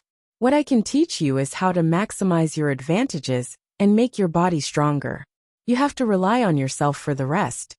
Women were at a disadvantage because of their physical structure, but it didn't mean that women were weak. In Jiang Pingji's world, the Federal Army was roughly divided into 14 corps. The corps commander was the highest commanding officer and was directly under the command of the commander-in-chief. Each corps had different responsibilities. For example, the 7th Corps led by Jiang Pingji belonged to the first echelon. It could be said that apart from the commander-in-chief, the corps commander was the most powerful person. In Jiang Pingji's generation, there were 8 female corps commanders and 6 male corps commanders. In the Federation, the strong were respected, regardless of gender. Who could say that the corps commanders were weaker than the 6 male corps commanders because they were female? In fact, Jiang Pingji's personal combat ability could be ranked in the top 3 among the corps commanders. Physical structure wasn't absolute. It all depended on whether one had the desire to be strong. If others are stronger than you, then you have to learn how to attack faster. If others are faster than you, then you have to learn how to kill them with one blow. If others are stronger than you, then you have to learn the art of war and how to lead troops to war. You should never focus on your own shortcomings. You don't have to compare your shortcomings with others' strengths. It's not necessary. Every word Jiang Pingji said made Nongqin's heart pound uncontrollably, as if something was about to break out of her cocoon. She said, "Get up. You came to me to teach you something. I should teach you something." Nongqin stood up. Her knees were covered in dust. "I will come to the farm every day for a while. It's up to you what you can learn." Jiang Pingji raised her hands and pinched Nongqin's limbs. She said seriously, "The condition of your muscles and bones is fine. Is there a massage after training?" The massage list given by Jiang Pingji was not simple. It was prepared for military school students. It could maximize the effect of training stimulate muscle nerve activity, and reduce the sequelae of the previous day's training. It could achieve twice the result with half the effort. After accumulating for a long time, those who were slightly younger would be able to further develop their bodies, effectively improving their physical qualities. Nongqin blushed and said in a low voice, "Yes, the head coach saw that I was suffering from training, so he asked the ant in the farm to learn to help me." Although that kind of full-body massage was very embarrassing, the effect was indeed very obvious. His muscles were sore and swollen, and he felt like he had soaked in a hot bath. She thought that she would be too tired to get up the next day, but unexpectedly, after a good night's sleep, her limbs were only slightly sore. This level of fatigue did not affect his training at all. Jiang Pingji chuckled and praised him. "Meng Hun is very attentive. Go and treat the wound on your shoulder, and apply some medicine." Nongqin replied respectfully, "In another half a month, it's going to be the corporal selection, right?" Jiang Pingji looked at the rules and regulations she had set. Indeed, there would be a selection of sergeants once a month. Meng Hun said, "Yes, Langjun. Nongqin is also participating. Spread the word that whoever loses to her will have to wash the clothes of the troops." Meng Hun opened his mouth and asked, "Although Nongqin is working hard, if she wants to win?" She was at a disadvantage in terms of body size. Jiang Pingji said meaningfully, "It's not impossible. No one knew better than her how to kill a person in the shortest time. Even if she was at a disadvantage, she could still take the enemy's life. Since she was teaching Nongqin, how could she not teach her something practical?" Meng Hun felt a chill down his spine. He subconsciously felt that something was wrong, but he could not tell why. Song Prefecture was one of the 6 prefectures and 21 counties in Dongqing. The trade route to the north was smooth, and it was closely connected to the northern borderline. The two places exchanged goods, which attracted many merchants to do business there. Thus, the local economy was booming, and Song Prefecture became the largest prefecture in Dongqing. However, that prosperity was gone forever. Today, Song Prefecture was filled with depression and decadence. From time to time, roving bandits would rob merchants. The once bustling trade route was no longer what it used to be. A few shabbily dressed people sat by the roadside. Occasionally, rows of soldiers in the Meng family's uniform could be seen patrolling the streets with guns in their hands. They looked solemn as they interrogated suspicious people who were in a hurry.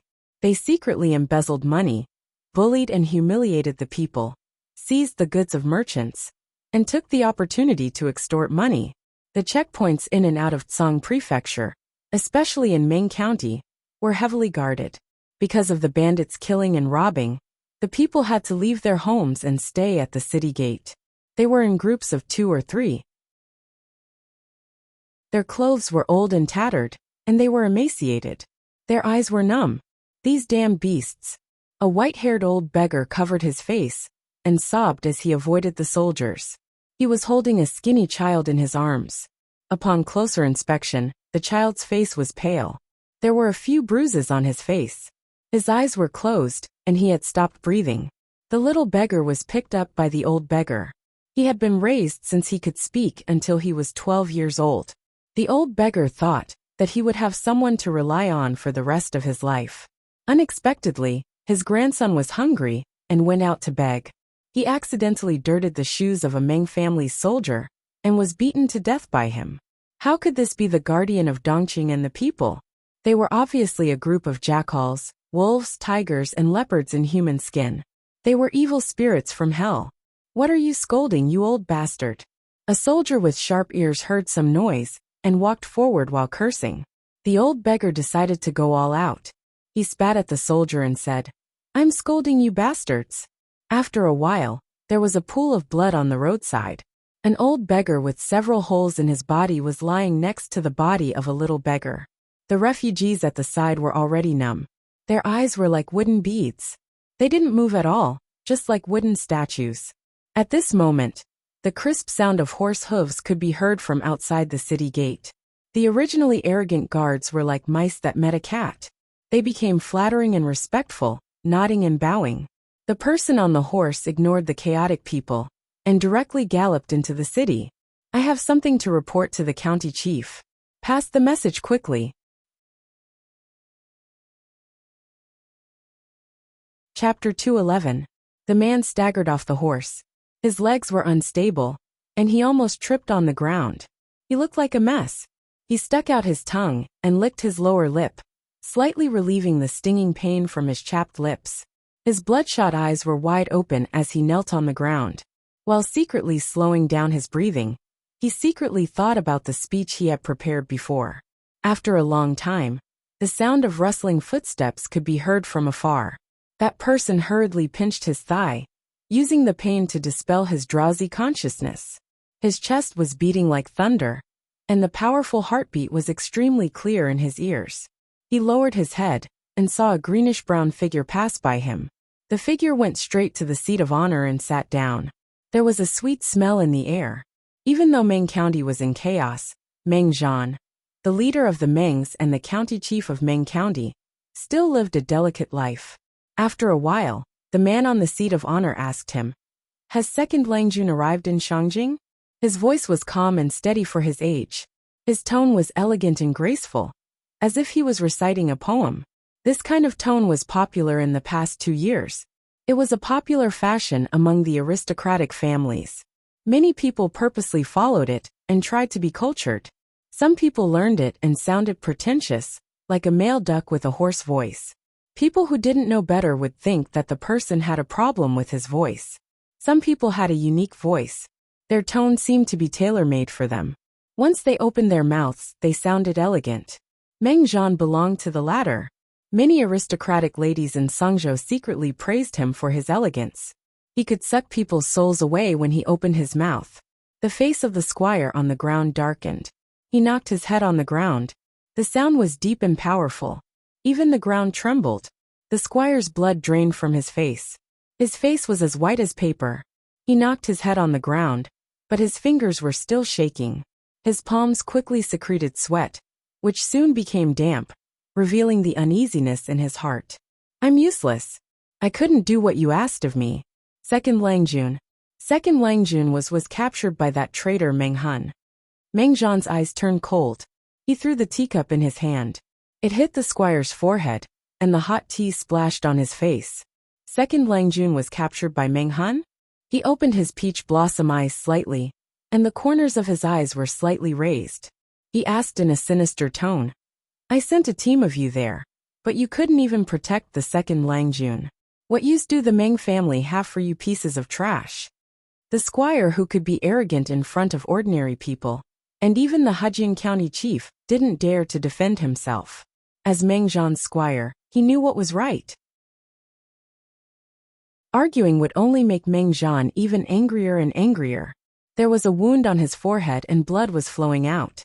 The tea stains mixed with the blood were all over his face, but he didn't dare to raise his hand to wipe it off. After waiting for a while, Meng Zhan's anger had cooled down a little. The servant said in a trembling voice, "Please don't be angry, Laoi. It's not that I didn't protect Second Langjun to the best of my ability. It's just that Meng Hun and his gang are too cunning and insidious." He was the leader of the Mengs and the Meng County chief's man. Meng Zhan could understand something as simple as this. He was the leader of the Mengs and the Meng County chief's man. He could see something as simple as this. If Meng Liang was already dead, this cowardly squire wouldn't dare to return to Meng County. He would have run away. "You are wise, Meng Zhan.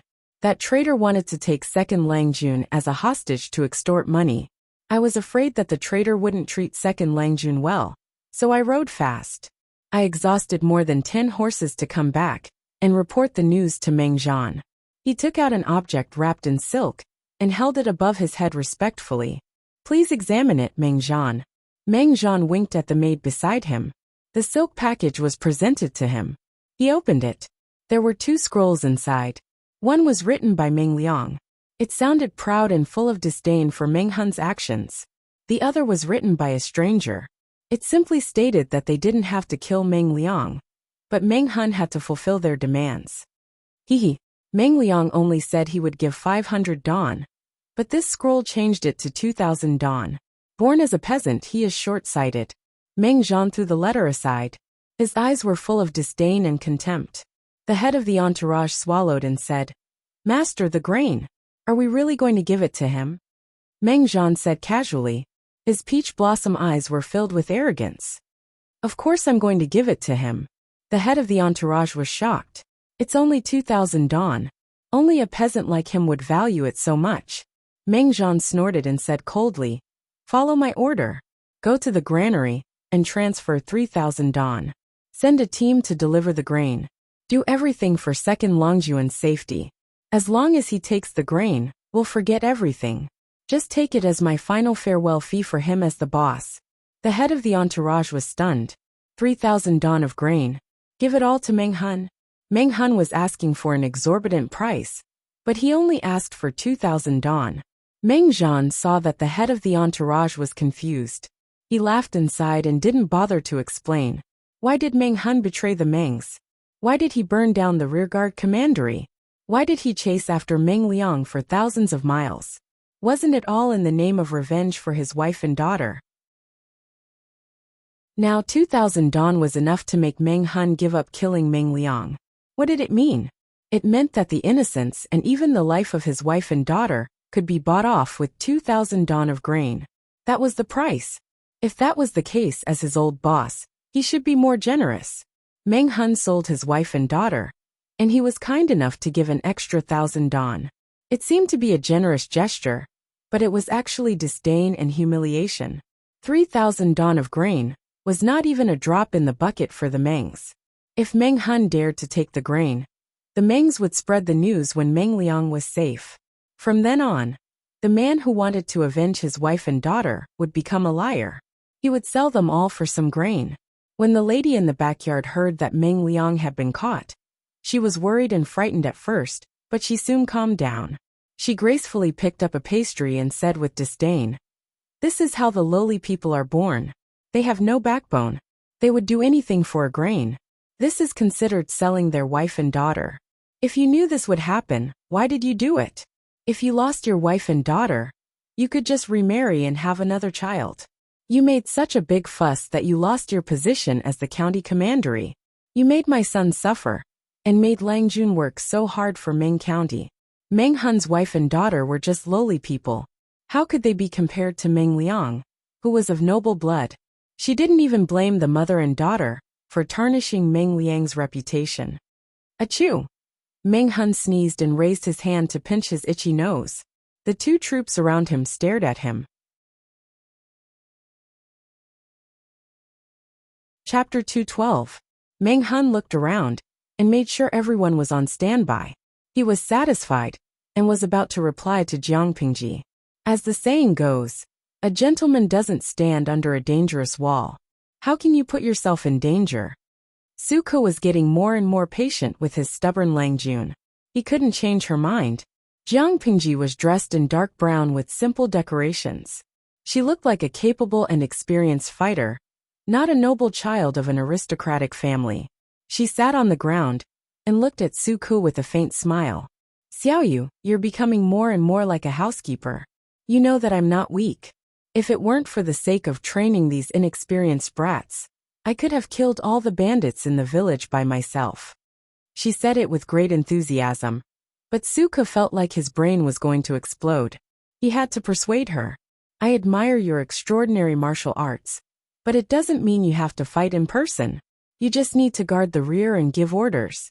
As the saying goes, a rich man doesn't sit under the eaves, and a rich man doesn't ride a horse. It's fortunate that you don't take advantage of danger. Even a random punch could kill an old master. Knives and swords had no eyes. What if Langjun was accidentally hurt by those outlaws?" Jiang Pingji smiled. "Don't argue with me. I understand, but I just don't want to do it." As soon as he said that, Suko looked as if he had nothing left to live for. The viewers in the live stream burst into laughter again. They really felt sorry for Suko. Su Huansheng. Haha, I'm quick. I think I can add a sentence to Suko's expression. I'm so angry. What can I do? I'm helpless. To be honest, Suko might even want to jump ship to a boss as difficult as the streamer. Gongsun Xian, he can't. Suko's contract is still in the hands of the evil streamer. He'll be squeezed dry for the rest of his life. Dashu Xiaobing. Contract? TSK TSK TSK. Evil landlord. I support Suka's rebellion. Paydaxing. What's the use of support? Just send some gifts. Maybe the streamer won't be so evil if she's in a good mood. As if responding to Paydaxing's words, a series of gifts popped up in the background of the system. There were so many gifts that the entire screen was flooded. Lao Siji Lianming. TSK Tisk, why don't I like hearing this? He said, I've been following this live stream for more than a month, but I've never seen a streamer ask for a reward or trick the audience into asking for a reward. If you say that, it seems like the host is very scheming. Patrick Starr. I didn't mean to say that the streamer is scheming, I was just saying. Jiang Pingji never asked for tips, nor did she play any tricks. If the audience liked to tip, they would tip. If they didn't like it, they would just watch the stream quietly.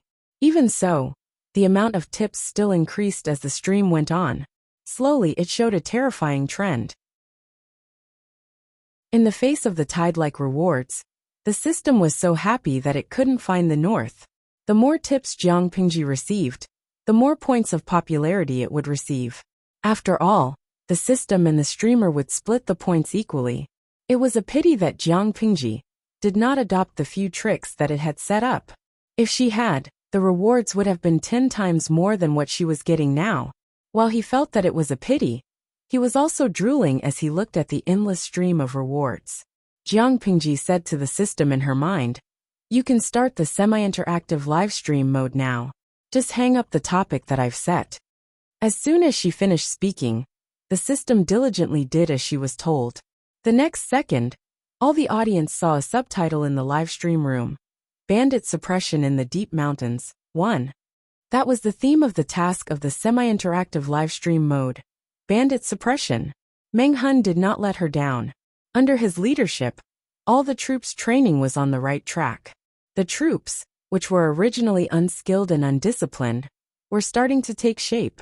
After a month of hard training, everyone's physical fitness had improved to different extents. They were much weaker than the regular troops, but compared to the motley crowd of bandits, they were definitely much stronger. Lang Jun, how can you be so capricious? Suke had lost count of how many times he had sighed because of Jiang Pingji. Anyway, it's not the first time. You'll get used to it. I cherish my life, and ordinary people can't hurt me. Jiang Pingji smiled at him and comforted him. Xiaoyu, you should have some confidence in me. If this motley crew is worthy of me cowering and seeking protection behind them, how can I achieve great things in the future? From now on, the battle will only be bigger than now. It was just a small fight, but Suke kept nagging.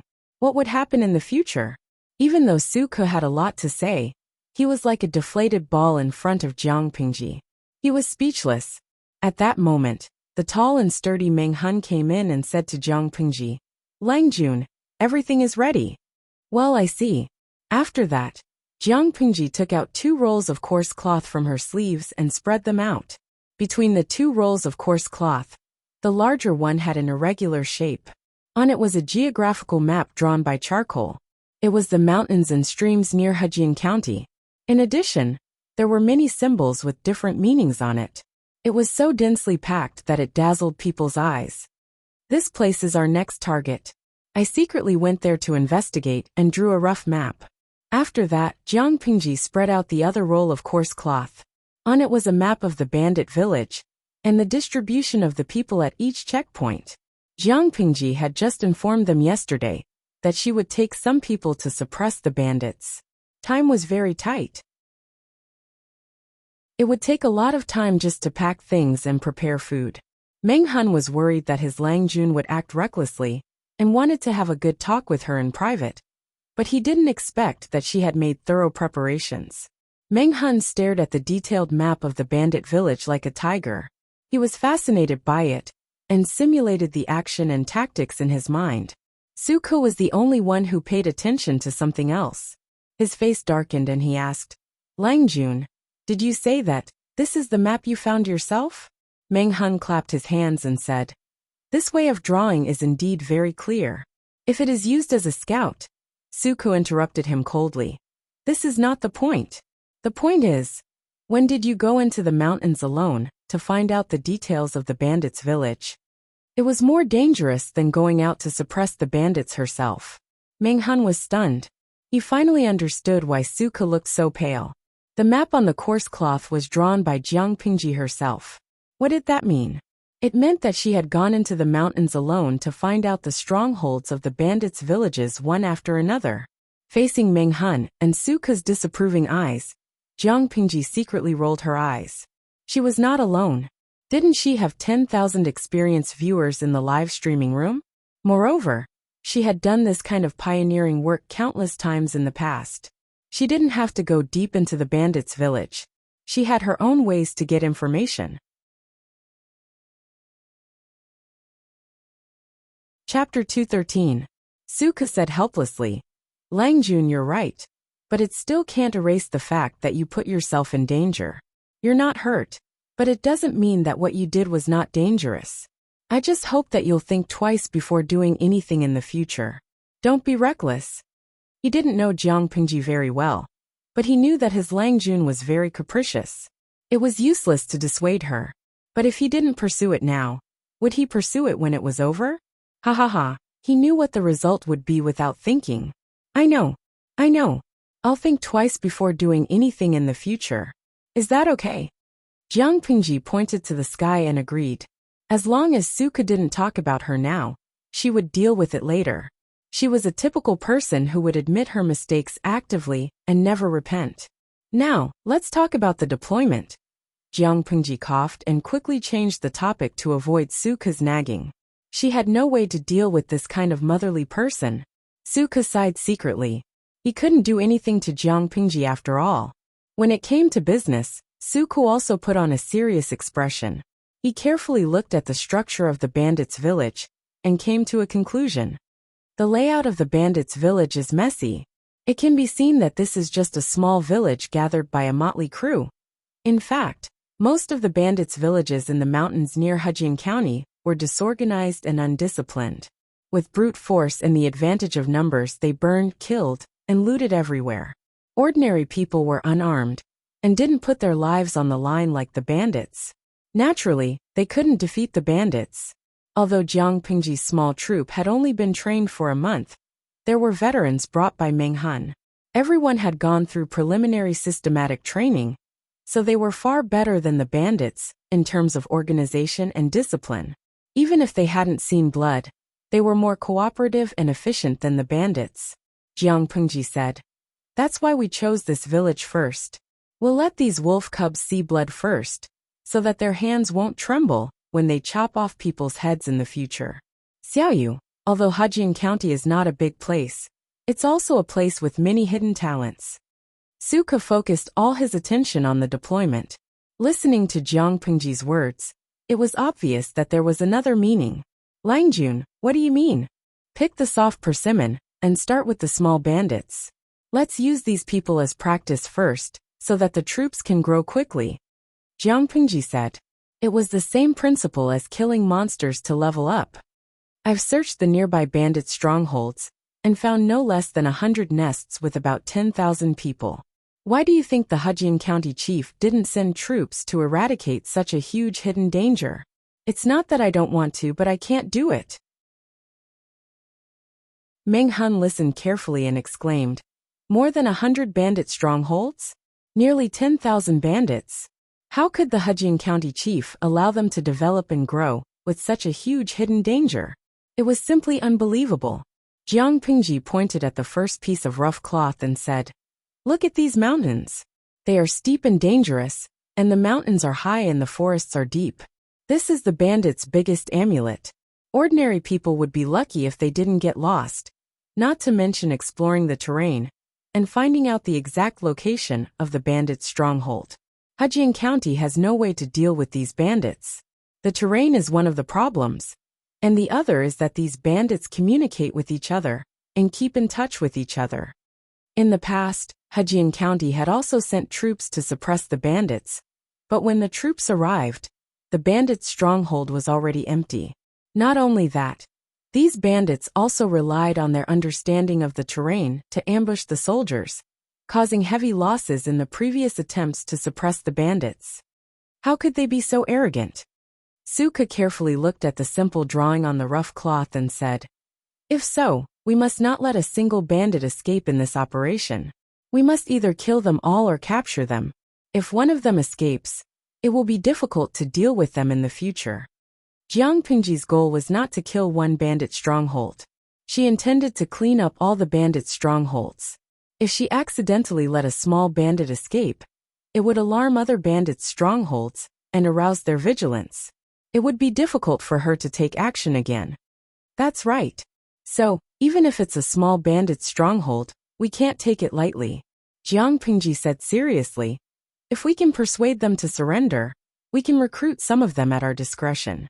If they don't repent, or if they have a criminal record, we can just kill them all. It's useless to persuade them to surrender. Keeping them will only spoil the atmosphere.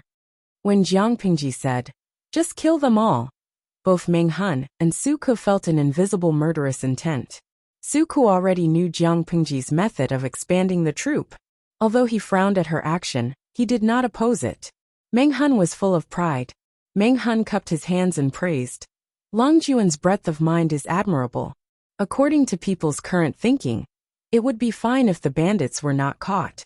If they were caught, they would be killed. Wouldn't it be better to keep them alive? However, Jiang Pingji was willing to give them a chance to turn over a new leaf. Although it was selective, in Meng Han's view, it was kindness. The audience in the streaming room deeply felt that their views were completely different from the host and her two subordinates. Mo's Hang Hua Kai Huan Huangui. I think Chief Coach Meng Han and Accountant Suka seem to have misunderstood the host. How is the host being kind? She obviously doesn't have money, but she wants people, so she went to the bandits. These bandits are also pitiful. They are sitting at home, but trouble comes from the sky. Not only will their lives be in danger, but they will also have to work for the host for the rest of their lives. Lao Siji Lianmeng. It's not terrible to work for them. What's terrible is that they have to be grateful to the host while working for her. Tiyuan Walameng. Ha, the two above are calm. Muyu Qingfeng. Hee, it's nothing. When the bandits are wiped out, the loot will probably belong to the host. To be honest, it's not easy for the bandits to live. They worked so hard to save their belongings, but they will be taken away by the Oriole. Jiang Pingji glanced at the bullet screen in the streaming room, and then continued to discuss the deployment with a calm face. Although it was a discussion, it was actually Suka talking, Meng Han adding, and she listening. The operation to wipe out the bandits was not only a whetstone for the troop, but also a training for Suku and Meng Han. After all, Meng Han was the former captain of the Mengs. He had led troops, fought in wars and wiped out bandits. He was an experienced veteran. Compared with him, Suku was a rookie who had never experienced anything. Even if he was talented, it was just empty talk without experience. Chapter 214. When Jiang Pingji drew the general structure of the bandits' village, she also thought about it. Suka had the same thought as her. That's feasible, but there are 2 watchtowers in the village. What will you do if you want to get close to them, without alerting anyone? Suka pondered for a while, then pointed to another place and said, "This village is built on the hillside. It's hidden by the mountain, so it's hard for ordinary people to find them. It's the most natural protective barrier of the village, but it's also a fatal place. Tonight, the moonlight is clear, but the shadows are thick and gloomy. If we lurk and attack from here, the watchtower's minions may not find us." The shadow cast by the mountain was directed at the bandits' village. After all, not everyone had excellent night vision like Jiang Pingji. What's more, Langjun asked us to cover ourselves with branches and weeds to blend into the surrounding environment. With the night shadow and the method of cover, it's impossible for experienced veterans to find us in such a high mountain and deep forest, let alone the motley crew. Jiang Pingji glanced at Meng Han, who nodded to her and agreed with Suka's words. They didn't know the surrounding environment as well as the local bandits, but they still had the advantage. After all, Suku was good at internal affairs, not at dispatching troops. Jiang Pingji asked him to talk about her ideas, just to provide more ideas. She was the one who made the final decision, and Meng Hun was the one who carried it out. She was just there to hold the fort. Everyone had their own duties, and the division of labor was clear. One of Jiang Pingji's principles was, if you can do it, then do it.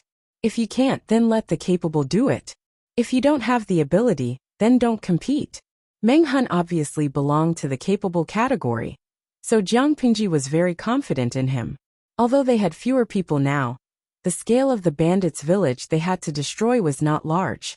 So, as long as the deployment was right, it would not be difficult to win. The difficult thing was that Jiang Pingji wanted to catch the bandits alive and select the manpower that could be absorbed from them. If that was the case, then they couldn't kill him, and they couldn't even injure him to the point where he was half dead, because it would take too long to recover, and they also needed to invest energy and extra money. It was not cost-effective in terms of investment. Meng Hun seemed to be reckless, but he was actually very careful. After comprehensive consideration, he had a plan in his mind. I'll go to the sergeants and instruct them on the raid tonight. Meng Hun cupped his hands and left. Well, you can go now. The size of the troop was still very small, so for the time being, there were 5 people in the troop. To increase the pressure and motivation of the troops, Jiang Pingji also formulated a series of rules and regulations when she established the troops. For example, there was a monthly assessment for the selection of sergeants. Nongqin was one of them. The sergeants sat on the other sergeants and tried to keep a distance from Nongqin. Nongqin Yao Kupeng. And Nongqin. Just a few days ago, there was a reshuffle within the troop to select a new corporal. Nongqin was the only one who got the position. This time, no one dared to speak ill of her behind her back, because she had passed all the trials in the drill ground in front of everyone. No one knew that the girl who usually looked quiet and unassuming could be so ruthless when she fought. In terms of strength, she wasn't as strong as these men, but her attacks were extremely cunning and fast. Many people didn't even have time to react before their hands were clamped behind their backs, unable to move and kneeling on the ground. There was also an ignorant boy who bullied Nongqin, because she was a girl, and tried to attack her chest. Who knew that the boy almost lost his penis? They were men. They didn't know how women felt when their breasts were grabbed, but they knew that if their family jewels were kicked, it would be so painful that they would grimace in pain and curl up on the ground, unable to straighten their backs. Fortunately, that kid was slow and didn't manage to grab it. Otherwise, they had every reason to believe that Nongqin would have crushed the boy's penis with her feet. He could not have fooled around with any girl, but he had to provoke this Rakshasa's daughter. Meng Hun explained the details of the deployment to everyone. Do any of you have any questions about this? Except for Nongqin, the other sergeants were all trained by him. They had a tacit understanding with each other, and he trusted their abilities. They were all experienced veterans, much better than the servants Jiang Pingji bought from the broker house. It was normal for them to be sergeants. The other sergeants all shook their heads, indicating that there was no problem. Meng Hun was secretly satisfied, and then he turned his eyes to Nongqin, who was silent. Do you have any questions? Nongqin frowned and said, What you mean is that we should catch all the bandits alive, and try not to cause too much damage. She couldn't imagine what was the use of keeping those bandits alive. That's right. Meng Hun added, This is also Longjuan's idea. We are short of people now. Nongqin nodded and said, I understand. We will do as Langjun says. Jiang Pingji gave Nongqin a crash course. Most of the skills and methods she taught were assassination and sneak attacks, which emphasized on miraculous effects. She needed to make others acknowledge her in the shortest time possible, instead of denying her, because she was a girl. If it was a head-on confrontation, Nongqin might not be able to withstand it, but she felt she was competent for sneak attacks. Meng Hun said, If there is no objection, we will take action at 11 o'clock. According to Jiang Pingji's observation, the shift at the gate of the bandits' stockade and the lookout tower was also regular.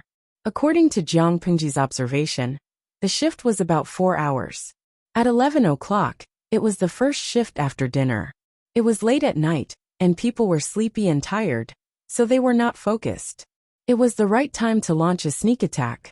Of course, in order to prevent her people from being too tired, Jiang Pingji asked them to take a nap in advance to recharge. Covered with weeds and branches, it was hard to find the troops even in the daytime, not to mention in the dark night. Jiang Pingji played with the improved crossbow with 2 arrows beside her. When the time was up, she would immediately take action and kill the 2 minions in the lookout tower first. Without the lookout tower, no one would find the troops in advance, so the entire bandit stockade was nothing to worry about. After getting everything ready, Jiang Pingji turned her head and saw Suka looking at the sky with a sad but beautiful look. "Are you crying?" Suka was confused. He looked at her with clear eyes and asked seriously, "Lang Jun, what do you mean?" Jiang Pingji thought about the bullet screen of the old driver in the streaming room. In fact, she was also one of the people who had been enlightened, but she didn't understand the joke before. She said seriously, "Raising your head can make your tears flow back." Suka was speechless. One could imagine how the audience in the streaming room laughed. How could they expect an ancient person to understand the pain of non-mainstream teenagers in their era? Chapter 215. Astrology? What's so interesting about all the stars in the sky? So what do you see? Astrological divination and whatnot, in her opinion, were all nonsense. It was ridiculous to talk about gods and spirits with someone who had fought in the galaxy and wandered around a few planets.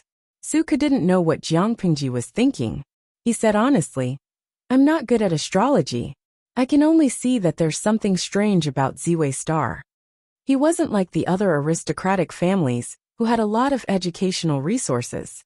He didn't even have enough books to read, let alone a famous teacher. It could be said that in the month he stayed in the Lu residence, he had read dozens or even hundreds of times more books than before. How could a commoner compare to the accumulation of knowledge of an aristocratic family? Suka couldn't even be considered a commoner now. At most, he was a lowly commoner who carried a crime on his back. "There's something strange about Ziwei Star? What do you mean?" Jiang Pingji looked up at the stars in the sky. She couldn't figure out anything. Suka hugged his knees and pointed at the bright star in the sky. He said, "Langjun, look. That's Ziwei Star. It's bright and dark, and there's a heart flickering around it. It's a jinx. It means that there's a hidden danger around Ziwei Star." Jiang Pingji sneered and said, "It's just a few stars. What do you mean by corresponding lifespan? It's nonsense." Suka was stunned. Why didn't she follow the script? He tilted his head and saw his Langjun hugging her knees beside him. Her side profile was a little blurred by the night, but the light in her eyes was especially bright in the dark. Jiang Pingji said in a gentle voice, "I don't think there's any basis for astrology. Those shining stars are celestial bodies, or suns that are very far away from us. They seem unreachable, but the future is hard to predict. You said that Ziwei Star represents an emperor, but the world is divided into 5 countries. There are 5 emperors. Xiaoyu, which one do you think Ziwei Star represents?" Suka was stumped by her question. He thought for a while and said, "I don't know why you think so, but astrology may not be nonsense. The layman watches the show, while the expert sees the artistry. As for Ziwei Star, in my opinion, there's only one emperor. The rest are all fake emperors." Jiang Pingji listened attentively, to the point that Suka thought he had convinced her. Unexpectedly, she suddenly burst into laughter. Her expression was a little painful as she tried to hold back her laughter. "Xiaoyu, this is the first time I've realized that you're kind of cute." Jiang Pingji laughed for a long time, which made Suka feel embarrassed. He secretly gritted his teeth and suppressed his temper. He asked, "Langjun, are you playing tricks on me again?" No, I never meant that." Jiang Pingji said this, but she still had a smile on her face. It was not convincing. When she was done laughing, she continued, "An emperor is never determined by a single star. The same goes for fate." She believed that old monk Chen could see the emperor's purple aura, but she didn't believe that the purple aura could prove anything. Even monk Liao Chen himself said that the purple qi could not guarantee that she would ascend to the 9-5 realms in the future. In the end, these things were all illusory. After a while, Jiang Pingji asked, Xiaoyu, is it difficult for poor people to study? Suka didn't know whether to laugh or cry. Langjun, aren't you asking the obvious? Jiang Pingji said. Maybe, in another 10 or even 20 or 30 years, everyone will be able to afford it. It's not a privilege for a small group of people. He didn't expect that to be what she was going to say. He almost couldn't react for a moment. He said with some yearning, if that's the case, it will definitely be a peaceful and prosperous era that everyone yearns for. Lao Siji Lianmeng. I had a feeling that the streamer's streaming room will be broadcast for a long time, maybe a lifetime. I'm a person without perseverance. Maybe I'll give up after a month or two, but now I feel that I'll keep going, maybe for a lifetime. Not for anything else, but for the streamer's words just now, I also want to see such a peaceful and prosperous era. Paydaxing. This once again proves that this streaming room is very positive, even if the streamer has no morals. Cafeteria Daffin Anti. Lao Siji Lianmeng, unruly people, this is my confession to the streamer. Nongfu Shangquan Yudiangshuan. Hey, Yao Yaoling? There's a group of unruly people who want to compete with me for my favor. I'll reward them with 10 feet of red. There will be. Everything will be there. Jiang Pingji looked at the sky and calculated the time. But we have to take it one step at a time. If we go too far, we'll easily pull our balls. We can't be fat even if we eat a mouthful of rice. Before we realize this lofty and ambitious dream, we have to get rid of the bandits first. Suku was dumbfounded. Lao Siji Lianmeng. I feel sorry for Suku every day. Yaoling Shushu. Sorry +1. I always feel that the streamer likes to make Suku's blood boil. Or when he's about to burst into tears, she suddenly says something that kills the mood and destroys the atmosphere. It's so embarrassing. Even a normal person will get cancer of embarrassment. Tao Danio. I believe that this is the streamer's bad taste for Suku's teenage love. I don't know if it's love, but it's definitely a bad taste. Here, put it on. Don't catch a cold. Jiang Pingji threw the cloak that her maid had prepared for her to Suku and let him put it on. The weather had warmed up a lot. Many people had put on their spring clothes, which were made of thin material. Suku was no exception, but he had underestimated the temperature in the deep mountains. The air was still damp, and it was cold to the bone. Holding the cloak, Suka hesitated for a long time before he put it on. The lining of the cloak was made of rabbit fur. It was not thick, but it was very warm. It immediately separated him from the cold outside, and his thighs and arms did not have to shiver in the cold. Langjun, aren't you afraid of the cold? Suka asked. Jiang Pingji smiled and said, it's so cold. How can it be cold? I'm not a delicate little boy who's afraid of the cold. Suka looked down at himself, who was tightly wrapped, and then at his Langjun, who was dressed in neat clothes. He was suspicious and kept silent. Let's stop talking. Time's up. As soon as she finished speaking, Meng Hun had secretly commanded a troop to hide in the shadows and approach the entrance of the stockade village. The sergeant of the troop was Nongqin. Jiang Pingji held a crossbow in one hand and pulled the string with the other. Her snow-white wrist was exposed, which looked particularly delicate in the cold moonlight. She easily put an arrow on the bow and aimed at the watchtower nearly 300 meters away. Whoosh! The arrow shot out, and there was a slight sound of breaking air. She calmly put the second arrow on the bow, and it was also neat. The time difference was less than 1 second. 2 small minions of the watchtower were killed by an arrow through the heart. Half of their bodies were on the crossbar, and blood was gurgling. At the same time, the troop led by Nongqin also took action. 2 breaths later, there were 3 bodies lying at Nongqin's feet. She smiled shyly at the sergeant. She didn't want to kill anyone, but she practiced the art of assassination, so she casually broke the man's neck. Chapter 216. With the arrows as an order, many black figures sneaked into the bandits' stockade, hiding in the shadows like ghosts. Nongqin's face was cold, and her eyes were dark and frighteningly cold. It was probably because it was not the first time that she had killed someone, so she was very calm. Her mind was not filled with fear or hesitation. but the voice of her Lang Jun when he taught her how to kill. Her mind was clearer than ever. Every time she sent someone to heaven, she became calmer. At that moment, she understood why her Lang Jun said that some feelings could not be expressed in words, and only by doing it herself could she understand it.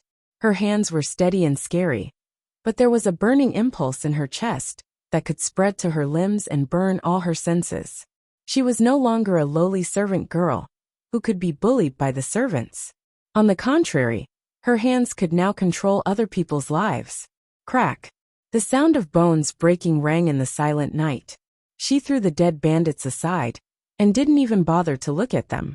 Looking at her subordinates, Nongqing curled her lips and made a few hand gestures to give orders. Under such circumstances, verbal communication would expose one's position and alert the enemy. Due to the technological level of this era, Jiang Pingji couldn't make any epic-making communication equipment. She simply used the simple hand gestures she learned in the military school and forced every member of the troop to remember every hand gesture. Some of the members had teased Nongqing before, but now they were so scared by her that their legs became weak. They didn't dare to look down on her anymore. She was not a female worm, but a female Rakshasa. She didn't move much, but she quickly grabbed the enemy's neck with both hands. In the blink of an eye, the neck was broken. Seeing that, the members couldn't help but touch their necks secretly, and they felt a chill down their spine.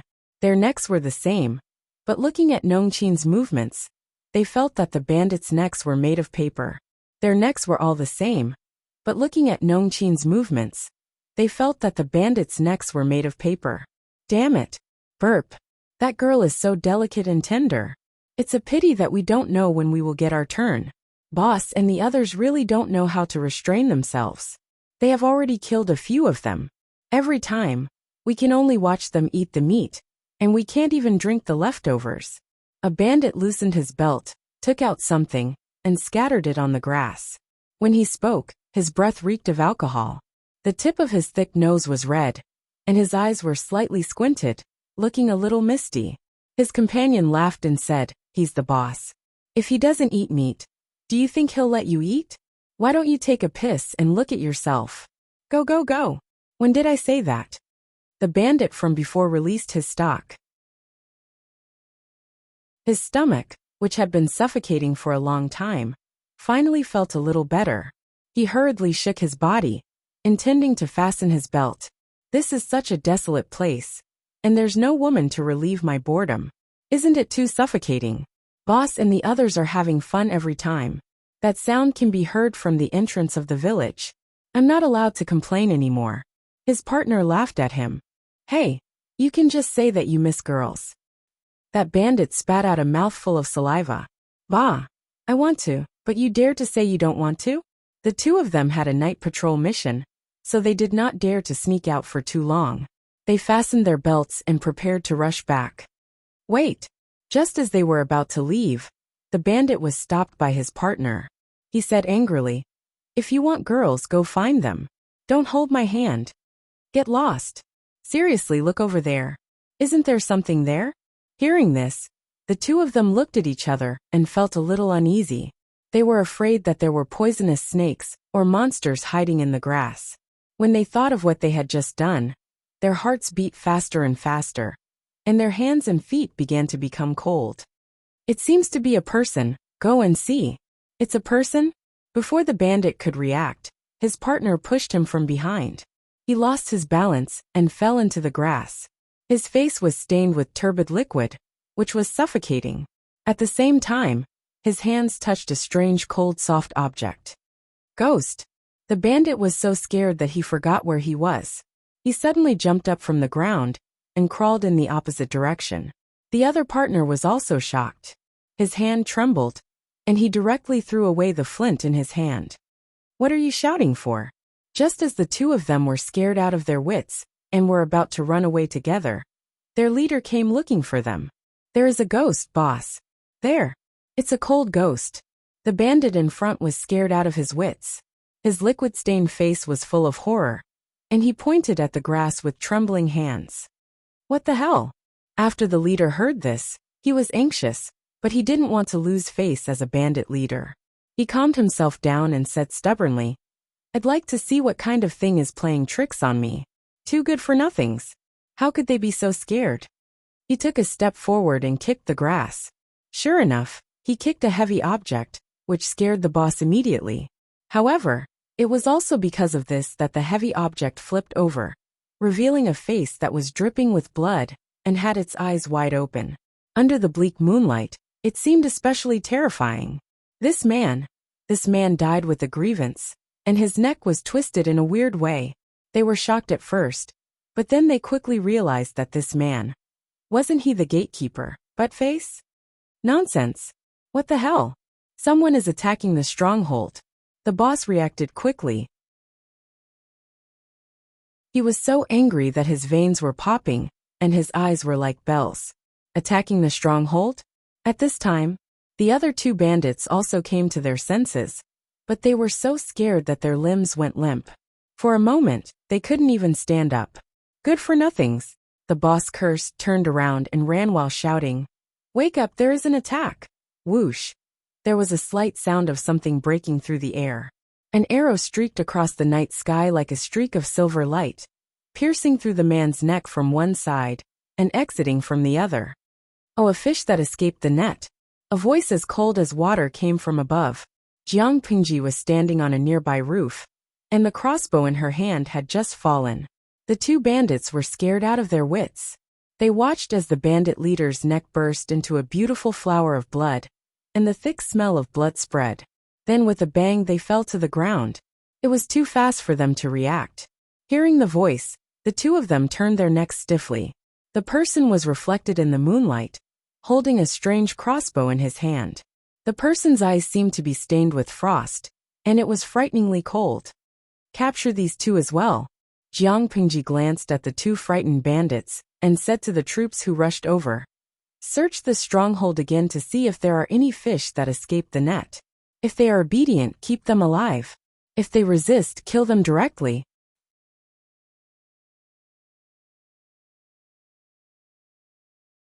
Chapter 217. Tut, tut, tut. Xiao Yu, look, some of these bandits were forced to become bandits, and some of them just want to reap without sowing and rely on robbing other people's labor resources. They work hard to farm for a year, but it's not as much as the profit of one job for these bandits. The hall was filled to the brim with boxes. Jiang Pingji crossed her legs and leaned against the main seat, as if she had no bones. She pointed at the open boxes below with her fair fingers, and her eyes swept over the bandits who were tied up with their hands tied behind their backs in a mocking manner. Suka looked at the things in the boxes. The blue veins on his forehead bulged, and he felt a little uneasy. He was not worried about what would happen to these bandits. He was just worried that his Lang Jun would get addicted to beating bandits and get carried away, although he also felt good about it. Meng Hun sat on the chair of the second master of the bandit village. In contrast, Suka looked much more gentle. Meng Hun asked in a fierce voice, "Lang Jun, what should we do with these people? Are they all like this or just like this?" Meng Hun made two very obvious gestures. When the bandits saw this, they all shivered, their legs trembled, and tears and mucus flowed down their cheeks. "My lords, please spare my life. I was forced into this den of thieves. I've never done anything evil in the past. Please spare my life. I have children and old people to take care of. I'm responsible for the family's livelihood. If I die, how can my 60-year-old mother and my 3-year-old son survive? Please. I was also forced into this place by that black-hearted man. Please spare my life." In order to survive, one by one, they began to act pitiful. Some desperately kowtowed and begged for mercy. Some wanted to sell the secret of the bandit stronghold in order to get a chance to live. And some people spoke with tears in their eyes, trying to move people with their emotions. Those tragic stories made people feel sad. However, no matter what they said or how they acted, Suka just looked at them coldly. Meng Hun looked like it was none of his business. The real mastermind, Jiang Pingji, looked at each and every one of them with a faint smile, as if she was watching a monkey show. "Don't be in a hurry to deal with these people." Jiang Pingji put her fingers together and pretended to be thinking. Then she turned her head and asked Suku, Are all the things found in this village here? How much grain and money are there in total? Suka lowered his head and looked at the bamboo slip that he had made some simple records on. He said, there are about 300 dawn of grain and about 700 taels of money and silk. This was only a rough estimate. After all, they were in a hurry, so they would have to wait until they got back. Jiang Pingji smiled and said, 300 dawn of grain, 700 taels of silver. That's more than your Longjuan's monthly allowance for a few years. Suka secretly rolled his eyes. In terms of money, Jiang Pingji's monthly allowance in the Luz was indeed not much. It was only a few taels a month. But after taking into account the snacks, brushes, ink, paper, inkstones, clothes and fabrics, and especially the expensive bamboo paper outside, how could she be considered poor? Pack up and bring all these things back. Jiang Pingji smiled faintly and waved her hand. She looked more like a bandit than the head of a bandit. Brothers, you've worked hard today. When we get back, each of you will get 1 tael of silver and 1 jean of pork. You should make up for your hard training. As for where the expenses would come from, of course, it would be the confiscated bandits' supplies. How many people were there in the troop? It was just a small reward, which was not painful at all. Instead, it could win people's hearts and stimulate their fighting spirit. How could it not be worth it? In addition, each corporal get 1 more share. Of course, the treatment of ordinary troops and corporal had to be different, so that they could clearly realize that if they wanted to get better treatment, they had to train hard and climb up. Write it down. Suka nodded while writing. Jiang Pingji naturally did not forget Suku and Meng Hun. Each of them got 10 taels of silver. In addition, Meng Hun got a few more jars of wine and 5 jean of pork, while Suka got a few bolts of good quality cotton cloth and some health herbs of equal value. The arrangement was made purely because Meng Hun was single. He had to feed himself, and Suka had to take care of his aunt. In front of a group of bandits, Jiang Pingji's attitude was particularly natural. It was as if she was not distributing the money in someone else's pocket, but her own. Well, it did belong to her now. She waved her hand, and Suku understood. He asked his men to move the big boxes to the open space. Next, it was time to deal with the bandits. You, bandits, kill me if you want. The leader of the bandits who was captured had a gloomy face. Everyone. The audience in the streaming room watched happily as Jiang Pingji distributed the loot. Then they were shocked by the words of the leader of the bandits. Longlian Junzi. Awesome. That's awesome. Lao Siji Lianmeng. Ha ha ha, host, did you hear that? Even the leader of the bandits called you a bandit. What does that mean? Muyu Qingfeng. Indifferent face. It means that the host is the leader of the bandits. The bandits worked hard to save their belongings by robbing merchants, but the host took them all at once. Wasn't he the bandit of the bandits? Kill me if you want. Jiang Pingji clapped her hands and smiled. You have guts. Then go to hell. Everyone was silent. They thought that Jiang Pingji would appreciate the man's courage, but they didn't expect that she would say such a thing. In fact, you won't survive even if you don't say it. Jiang Pingji sneered and broke the bandit's neck. The blood from the bandit's mouth and tongue stained the back of her hand. Nongqing quickly handed her a handkerchief. She took it with her left hand and threw the bandit's body aside with her right hand. She wiped the blood on her hand with the handkerchief without frowning. Now, who wants to tell me that I can kill you if I want? Ha! Who dares to say that? The strong and cold aura was suffocating. The bandits had an illusion that they would be the next one. Capable people are tough and unyielding. That's worth appreciating. But a scum dares to challenge me. Who else but him will die? Jiang Pingji curled her lips and wiped the blood on the back of her hand. She put away the handkerchief instead of throwing it on the ground. She glanced at the crowd, but no one dared to look at her. People cherished their lives, even those bandits who risked their lives. Meng Hun followed behind Jiang Pingji with a knife in his hand. If she frowned at someone, Meng Hun would cut off that person's head. Without the slightest sign, and without the slightest bit of preparation, the group of bandits were scared out of their wits. Their crotches heated up, and many of them were scared to the point of urinating. The scene was silent. Only the increasingly bloody smell and the occasional sound of blood splashing could be heard. Heads flew and fell to the ground. The audience in the live streaming room was so scared that they even forgot to send messages.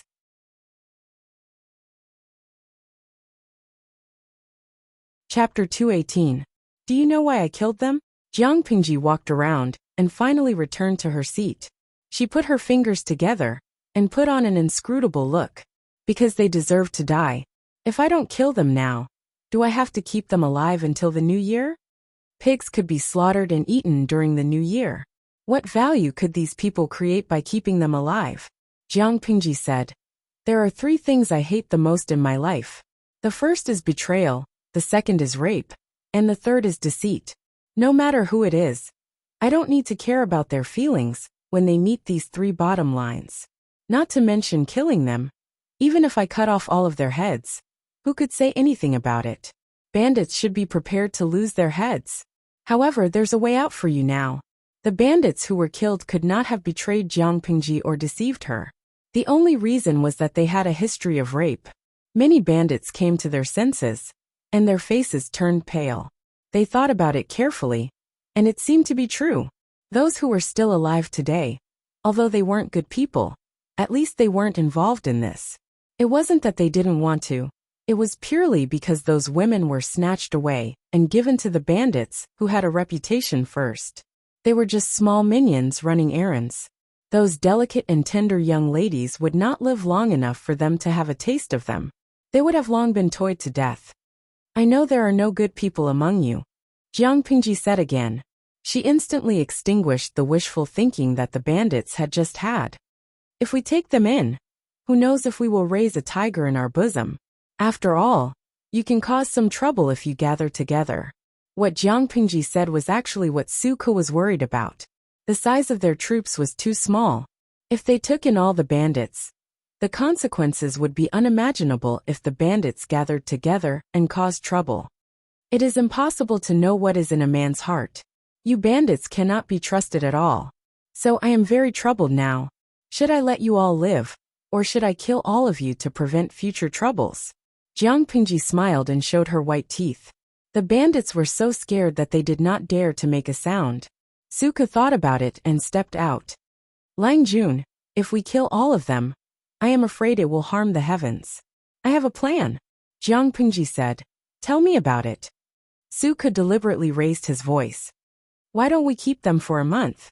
If they perform well, we'll give them a chance to turn over a new leaf.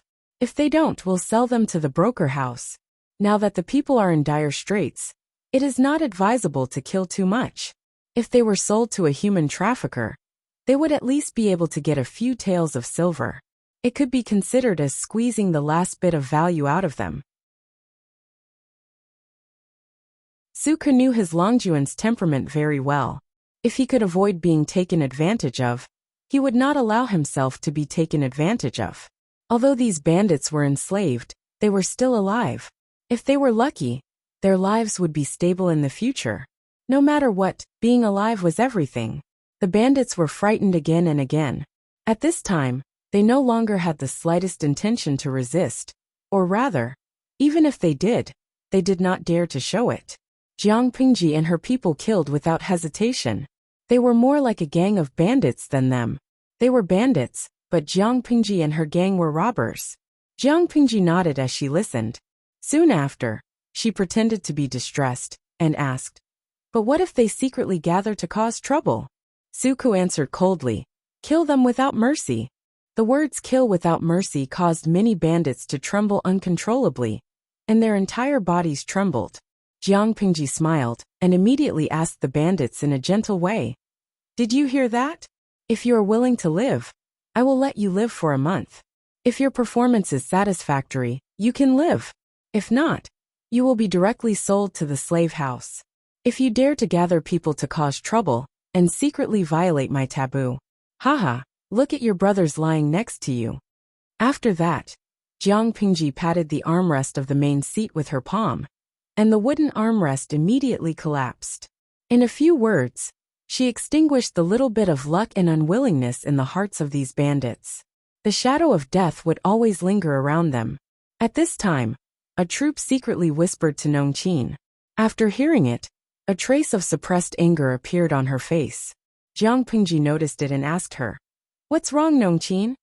"Lang Jun, there is a cellar in this bandit stronghold, which is full of kidnapped children and women." "Cellar?" Jiang Pingji looked at those bandits who were still alive and said coldly, "What's going on here?" Several bandits blushed and wanted to say something, but because of the previous shock and nervousness, they couldn't say a word.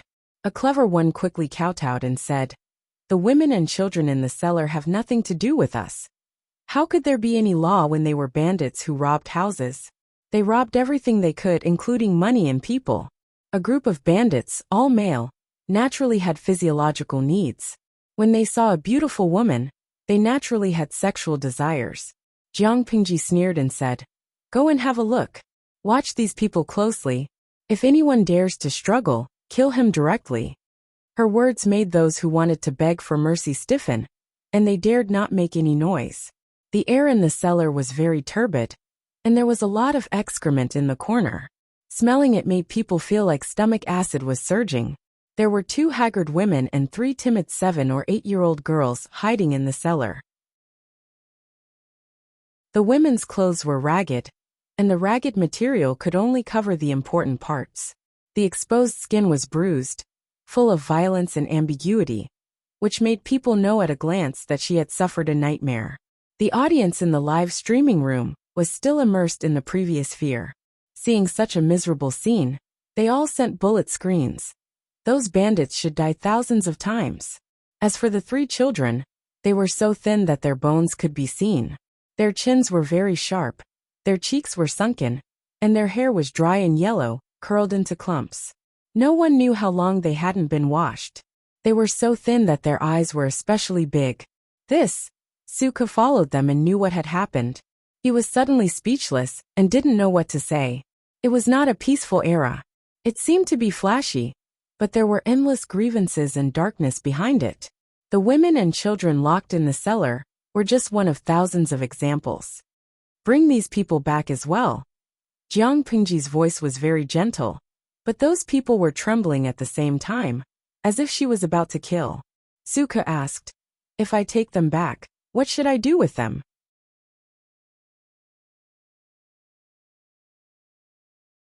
Chapter 219. Can a man give birth to a child? Last month 1,275 plus monthly votes. Jiang Pingji didn't know how to raise useless people. She didn't have that kind of compassion. She had to ensure that the people under her could create value. Otherwise they were useless. What was the point of keeping them? Therefore, even if she wanted to take them back, she wanted them to create value and contribute to the labor force. Suka calculated in his mind and said, "I'll listen to you." "You don't have enough food and money?" Jiang Pingji asked. She didn't want to rely too much on the lose. Except for the initial capital, she had to find ways to get the rest of the expenses. For example, the money she won from the Fulai gambling house. She left some for Nongqin and gave the rest to Suku to raise the troops. If he told her that he was short of money, she would probably go to the gambling house to have fun. Suka shook his head. "We still have enough. But your goal is not limited to this. We should always plan well, so that we don't have enough money when the time comes." How many people were there in the troops? Even if they counted the bandits who hadn't been trained yet, there were only about 100 of them. The expenses were not high. Jiang Pingji gave them plenty of money, not to mention the loot they got from the robbery that night. It was enough to support the troops for a few years. However, his Longjuan's ambition was not limited to that. It was impossible to satisfy a troop of only 100 people. That was a pain in the ass. As a bookkeeper, Suka naturally had to make arrangements in all aspects. He tried his best to divide 1 coin into 2 coins. Jiang Pingji crossed her arms and looked at Suka from head to toe. She said, "Not bad. You look like a bookkeeper." Suka didn't know whether to laugh or cry. "Lang Jun, please don't make fun of me." To be honest, he used to think that a bookkeeper's job was easy until he met his Lang Jun. Whether a bookkeeper's job was easy or not depended on whether the boss was noisy or not. Jiang Pingji left a few people behind to guard the bandits, and took them away in batches. As for the treasures that they had collected, they were transported back. While the sky was still dark, they had to leave as soon as possible to avoid alerting the other bandits. There were too many bandits around Hejian County. If their actions were exposed and alerted, it would not be easy next time. Xiaoyu, go back and see if anyone is injured. Give them more supplements, so that they won't be disappointed. On the way back, Jiang Pingji suddenly said, there are rewards and punishments. Good and bad punishments are clear. That way, people won't be agitated, and we can nip the hidden dangers in the bud. Suka nodded. Don't worry, Langjun. I will definitely get it done. After a busy night, the troops went to sleep in batches. Another group of people were guarding the bandits, who were still tied up to prevent them from causing trouble. The farm was large enough, and there were many empty rooms. Suka ordered his men to clean up the other 2 large rooms and turn them into bunk beds. He gave each captured bandit a bed. In order to prevent them from rebelling, they were carefully separated and assigned to the previous troops to be regrouped with each other. Because there were more people, the daily expenses also increased. Suka still had a lot of miscellaneous things to do, and he only finished it at noon. Suka had seen the Liu family's internal account book recording method and felt that it was very clear, so he simply copied it and used it on the troops. The account book was clear and concise, and the accounts were clear and transparent. It was very useful. He calculated the rewards that should be distributed and was silently calculating how many pigs to buy in his heart. His aunt's voice came from outside the house. Aunt, why are you here? Suka put down what he was doing and got up to open the door. Didn't the master reward me with a few bolts of cloth? I think it's not bad. I plan to measure it and make 2 sets of spring clothes for you. Suka's aunt was a very gentle woman, but she worked hard all year round to make a living. Her hands were full of frostbite, and her eyes were much worse under the hardship. It was a bit difficult for her to sew, but Suka didn't stop her. After all, it was the elders' kindness. How could the younger generation refuse? Besides, the farm was too idle.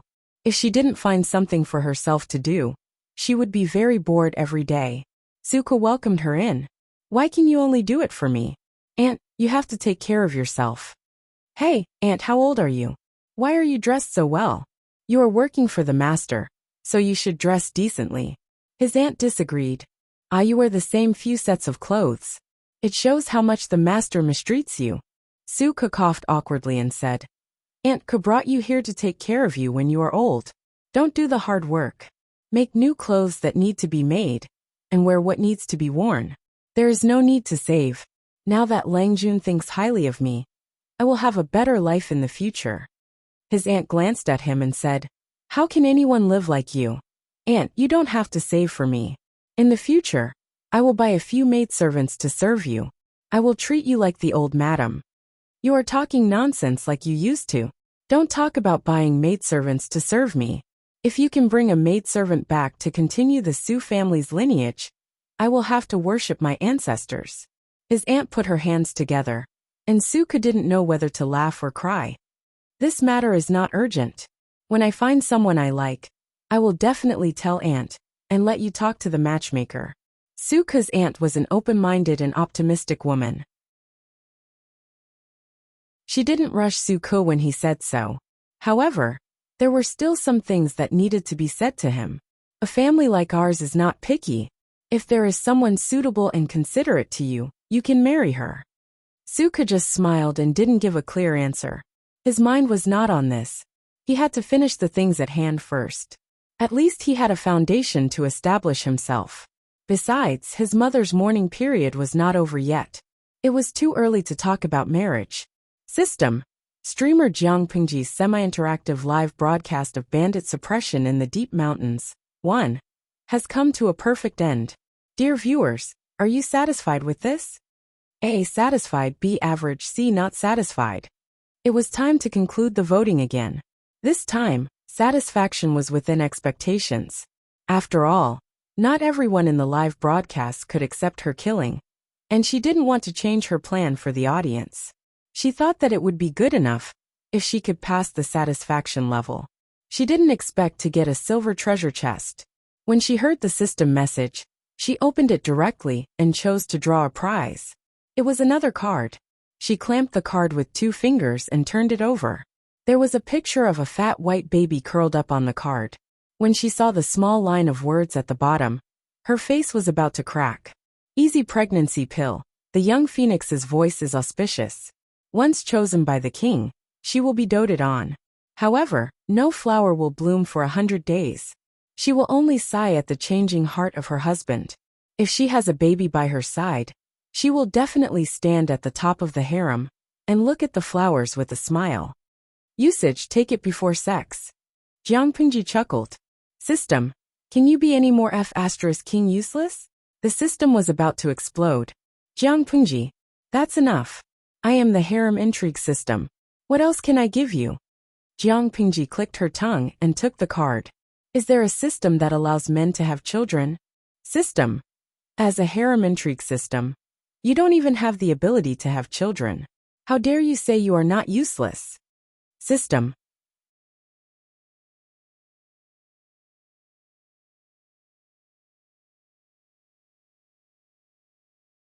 each of them held a sharp dagger behind their backs, ready to plot against the other at any time, and then find an opportunity to stab the other in the back. Jiang Pingji only returned to the Lu residence when it was close to dinner time. When she returned, she heard from the gatekeeper that Lu Shi was waiting for her in the study. Frowning slightly, she lightly said, I understand. I'll go see my father now. Why was Lu Shi looking for her? Jiang Pingji had a vague guess. It was either related to the bandit suppression the night before, or there was news from Meng County in Song Prefecture. Although she did not take the initiative to tell Lu Shi about the bandit extermination, she did not deliberately hide it from him. The farm was kept a secret from outsiders, but not from Lu Shi. It was normal for him to know about it. As soon as he arrived at the study, he saw Lu Shi sitting upright with a slight frown on his face. His fingers were flipping through the booklet on the table. He was engrossed in reading. As usual, Jiang Pingji first saluted him. Then she said, Father, what can I do for you? Lu Shi then raised his head and gestured for Jiang Pingji to sit beside him. You. Lu Shi was about to say something, but he suddenly stopped. He looked a little hesitant. Are you hurt? Jiang Pingji was sure that was not what Lu Shi wanted to say before. She shook her head and said, No, I'm not hurt. A gentleman does not stand under a collapsing wall. But I know you well. It's useless to persuade you. Lu Shi sighed softly. Then he smiled with some pride. Most of those bandits are the kind of people who only know how to steal and steal. They don't know the word loyalty. And they don't know the word loyalty. I won't object to your decision, but you have to be careful in case they plot against you behind your back. Jiang Pingji said, Of course. The troops are short of manpower. If we take in more bandits than the original troops, there will be hidden dangers. But I've found a reason to get rid of those who are easy to cause trouble. Although the remaining bandits are slippery and have dirty hands, they are easy to suppress and intimidate. Even if they gather together, they won't cause any big trouble. Lu Shi heard that and slightly tightened his hand on his left knee. Then he secretly loosened it. Originally, he thought that his daughter would not know the severity of the situation and keep a group of hidden dangers by her side. It would be terrible if she was bitten by them. Therefore, after receiving the news, he hurriedly wanted to see her and give her a reminder. However, he did not expect that this child was even more vicious and merciless than he thought. But there are exceptions to everything. The human heart is more complicated and changeable. Maybe there are times when I'm wrong. Jiang Pingji smiled faintly and said, Xiu, you did a good job. He separated the bandits. If that's the case, the bandits still dare to cause trouble. Speaking of this, Jiang Pingji's lips suddenly curved into a bloodthirsty smile. It's better to kill them directly. They couldn't create value, couldn't contribute to the labor force, and even dragged her down. Why not get rid of them early? Why keep them? I'm relieved that you think so. Lu Shi sighed softly. His hanging heart slowly calmed down. He was not afraid of anything. He was afraid that his child was too soft-hearted, or too proud and conceited. She could do big things well but stumble over small things. Father, don't worry. I know what I'm doing. Lu Shi nodded and immediately looked at her with hesitation. If that's the case, Are you still going out these days? Lu Shi was hinting at her to ask if she was still going to find trouble with the bandits. Jiang Pengji understood in an instant. No, I'm going to digest and absorb what we've collected. It's more important to have quality than quantity. If the troops are too bloated, the overall strength will decrease instead of increase. It's not worth the loss. She planned to let the bandits undergo mandatory training for 3 to 5 days. Then she would see the results and screen them one by one. The useful ones would be kept, and the less useful ones would be sold to the broker, or let them work in the fields. Anyway, she did not keep idle people here. Seeing that Lu Shi was still there, she asked, Father, do you have any other orders? Lu Shi lowered his eyes and asked in a low voice, when did you kill Meng Liang? Lu Shi knew that his daughter would do what she wanted to do, but he didn't expect that she would kill Meng Liang without hesitation. If he hadn't thought of Meng Liang on a whim, he would have thought that he was still alive. Jiang Pengji smiled and said, How long has Coach Meng been here? Meng Liang has been dead for a few days.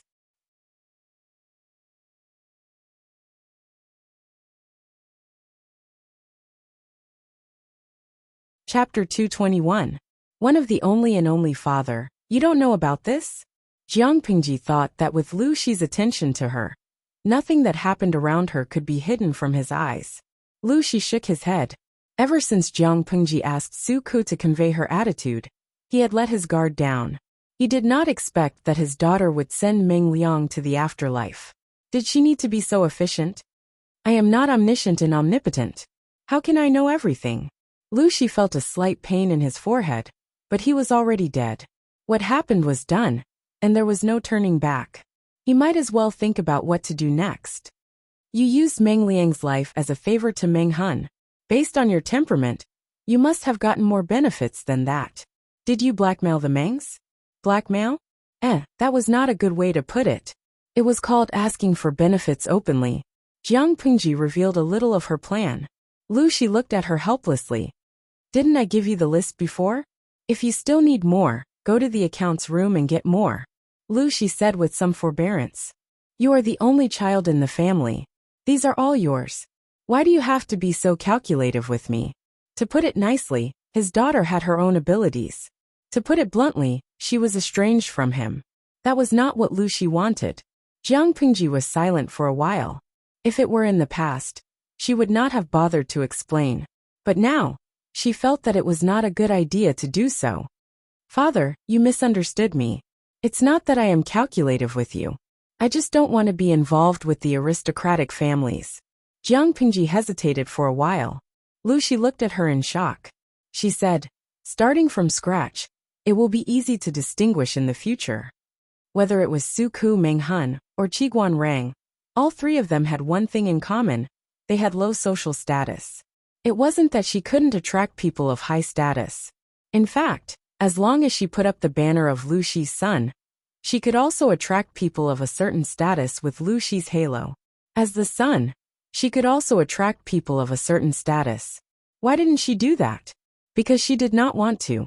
If she got involved too early, she would be passive in the future. Jiang Pengji's goal was very clear. So in order to achieve it, she needed to formulate a series of plans.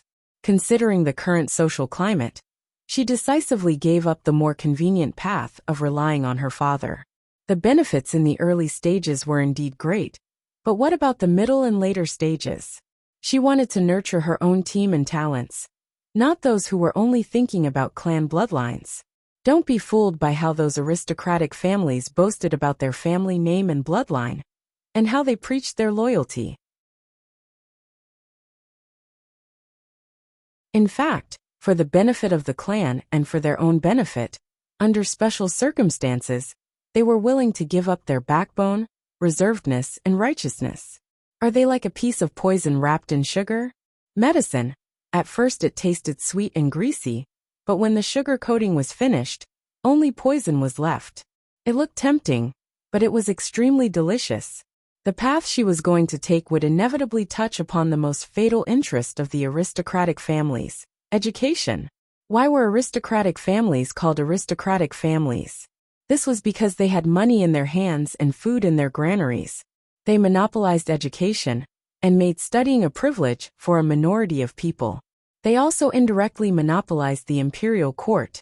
Talents were all from aristocratic families.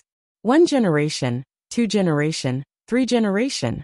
After generations, the officials in the imperial court were more or less related by blood or marriage. When this group of people worked together, how could the emperor have a say? Did they want to attack them? Haha. They didn't mind firing the emperor first. Jiang Pingji had enough of this ignorant era. Out of 100 people she met outside, 99 of them were illiterate. In addition to education, there was also the land. Were the farmers in Dongqing not hardworking? They were very hardworking. Jiang Pingji was very clear about this. They worked before dawn, and only returned home with their hoes when the sun set. They worked from dawn to dusk, and they couldn't even save a surplus of food throughout the year.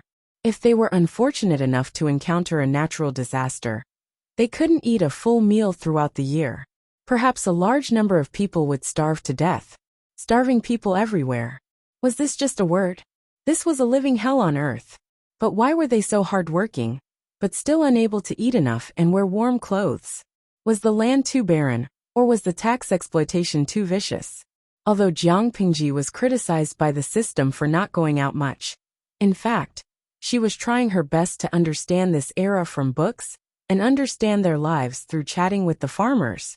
The more she understood, the clearer Jiang Pingji was about the path she wanted to take. This path was very long, but she would try her best to plan and perfect it.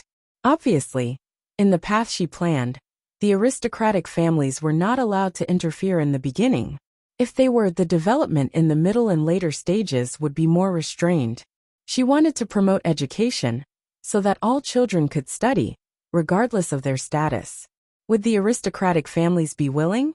She wanted to reform the land, so that all the hardworking people could reap the benefits they deserved. Would the aristocratic families be willing? Her ideas touched the most important thing in their lives. They would use all their strength to oppose it. When the time came, would they listen to her? Or would she listen to others?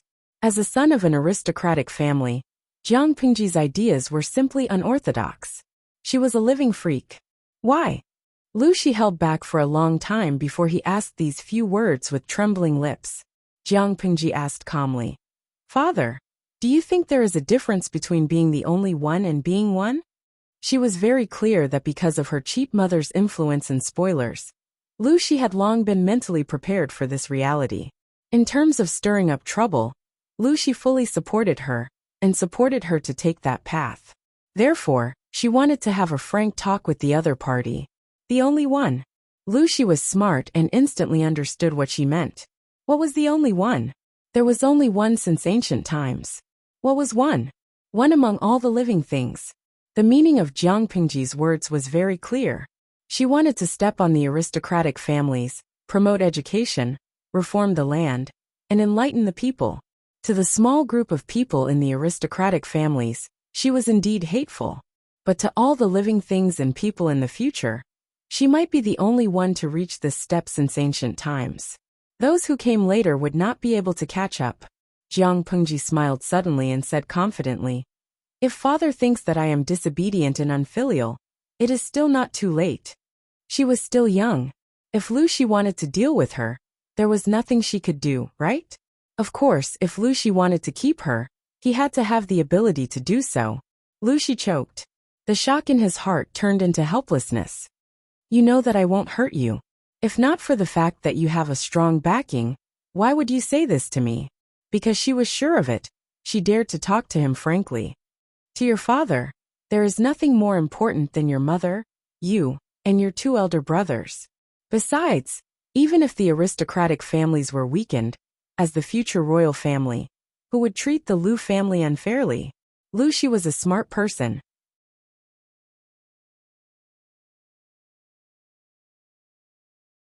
Chapter 222. The words father and son had already been spoken about, and unknowingly, the relationship between the two had become closer. They didn't have to hide things from each other anymore. Lu Shi thought for a while after hearing Jiang Pingji's plan. He said, "I know Ming Zhan. He's arrogant and thinks too much of himself. If you use Meng Liang as a hostage and ask him for rice, not only will he give it to you, he might even give you more. Won't he cheat? For example, mixing real rice with fake rice to confuse people? Or setting up an ambush in the transport team? Jiang Pingji was confused. She didn't think Meng Zhan's way of thinking could be understood by normal people. Lu Shi shook his head. 2,000 dawn of rice is a huge sum of money for the people. Even the gentry doesn't have that much money, but for a noble family like the Mengs, it's not even a drop in the bucket. The Mengs have been in Songzhou for so many years. You can't even imagine how rich they are.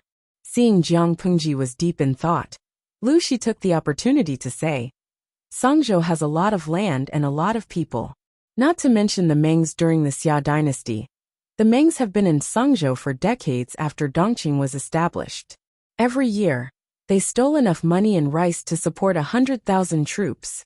So, Meng Zhan wouldn't care about 2,000 dawn of rice.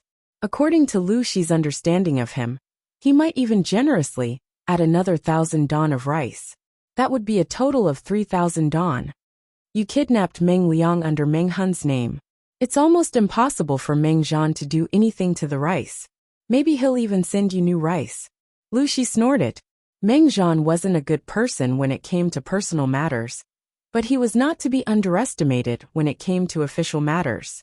Jiang Pingji understood everything after hearing Lu Shi's words. Father, you mean, Meng Zhan won't do anything to the rice. Instead, he'll send it over openly to show that he's a good man and Meng Hun is a hypocrite who doesn't care about the death of his wife and daughter for some rice? Yes. According to my understanding of him, he'll probably do that. He's good at disgusting people. The person who knew you the most could be your opponent. Lu Shi and Meng Zhan had broken off their relationship. The two families did not keep in touch with each other, and there were many conflicts in private. Lu Shi knew Meng Zhan very well. Meng Zhan was an extremely proud man. He wouldn't condescend himself to fight with a lowly person like Meng Hun. In other words, he didn't care. Jiang Pingji secretly sneered and said, if that's the case, it's really disgusting. If Meng Liang was still alive, the Mengs would have used 2,000 dawn of food to exchange for his safety. Meng Hun would have become the laughingstock of the world, and his reputation would have been ruined. Unfortunately, Meng Liang was already dead. If the Mengs dared to use this method to disgust her, she would let them know what disgust was. But then again, he didn't expect the Meng family to be so rich. Their accumulation was so rich that it made people envious. If I had known that he was so rich, I would have asked for 30 to 50,000 stones. Asking for a mere 2,000 stones will only make people laugh at me in secret. Jiang Pingji added unhappily, the Mengs are so generous. I reckon they can take out tens of thousands of dawn of grain without a frown.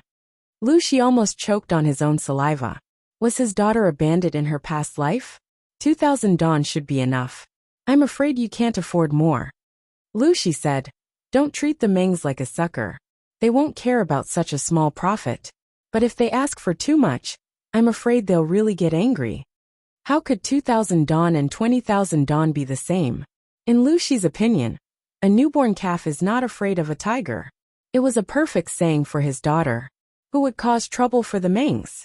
Not only did she do it, but she also killed Meng Liang and abducted Meng Hun, who had a grudge against the Mengs. How much of a grudge? But thinking about what Amin had said, he could understand. Maybe it was fate. His daughter and the Mengs were born to be incompatible. Jiang Pingji thought about it and asked, 2,000 dawn of grain is just a small profit for the Mengs. What about other families? Lu Shi didn't understand and asked, what? She said, I wanted to use this batch of grain to temporarily suppress the rising price. Father, you should know that the incident in Meng County in Song Prefecture hasn't spread yet. Only a few people know about it. When the whole world knows about it, I'm afraid that Hejian County will be affected. It took less than half a month to travel from Hejian County to Meng County in Song Prefecture. Once the chaos in Meng County spread, the people would naturally panic, and it would be normal for the grain price to rise. It will definitely be affected, but 2,000 dawn. If you want to make a profit from it, it's a good opportunity. You can easily increase the price by 3 to 5 times. After all, It's a free gift from the Mengs. But it's definitely not enough to suppress the grain price. After all, he was the chief of Hu County, and he lived in this era. His prediction was naturally more accurate than Su Ku and Jiang Pingji's. It's not enough. Jiang Pingji was slightly stunned. 1 stone was 50 kilograms, which was 100 caddies. It was enough to feed a family of 4 for 40 to 50 days.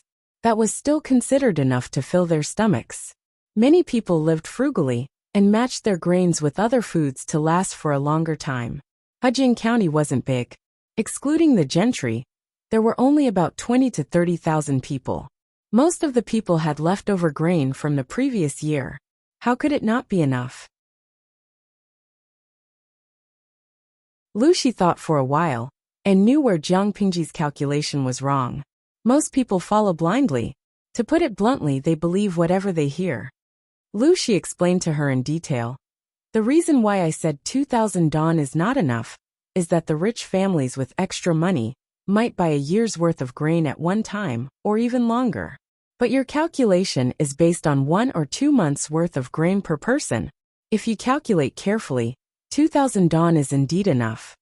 Lu Shi sighed and said, you know that every family only needs to buy 1 or 2 months' worth of grain and hold on until the autumn harvest. Even if the civil unrest in Meng County and Song Prefecture is serious, it won't really affect the people, but they won't consider it. If Jiang Pingji wanted to make a fortune with 2,000 dong of grain, it would be absolutely easy. But if she wanted to suppress the grain price, not to mention 2,000 dong, even 10,000 dong would be a stretch. Jiang Pingji frowned and thought about Lu Shi's words seriously. Jiang Pingji didn't think it was embarrassing for Lu Shi to deny her plan. He knew the era better than she did. As a native, Lu Shi had more experience and knowledge about the era than she did. What if there is a purchase limit? Lu Shi was confused. Purchase limit? Jiang Pingji thought for a while and explained. A few days before the civil unrest, the people will be anxious, and there will definitely be a fight. Then the grain store will sell 500 dong, or 1,000 dong of grain, at once to create the illusion that there is an abundance of grain, and calm the people. After that, there will be a limit of 100 dong of grain per day, and the weight of each person's grain will be limited. It will be enough to buy for a month. Jiang Pingji thought about it, and felt that there was nothing wrong with the idea, so she asked for Lu Shi's opinion. What do you think, father? Lu Shi was speechless.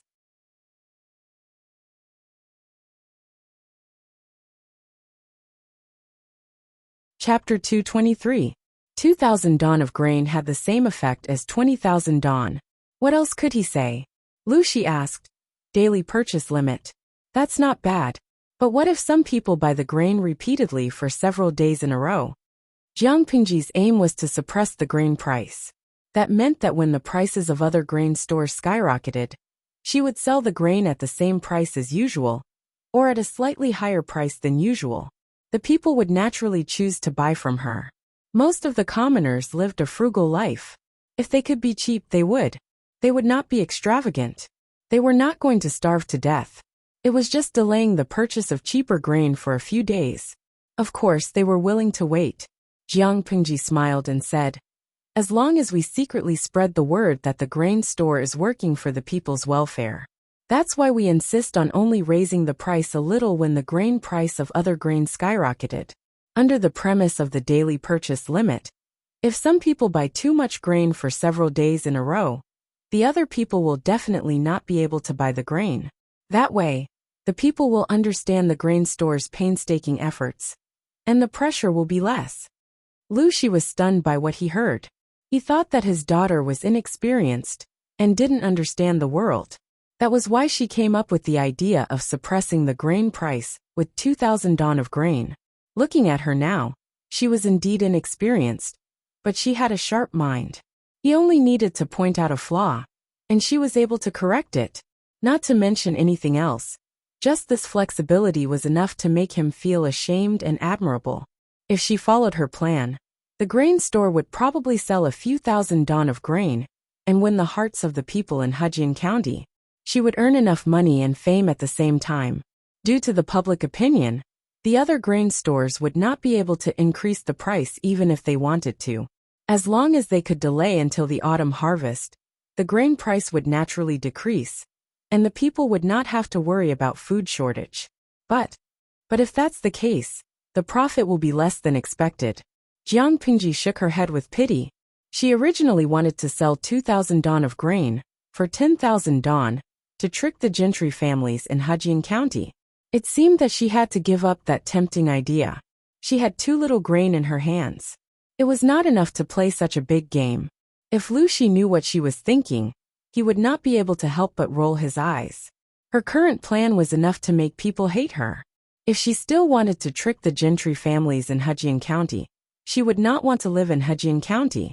Cutting one's path to wealth was like killing one's parents.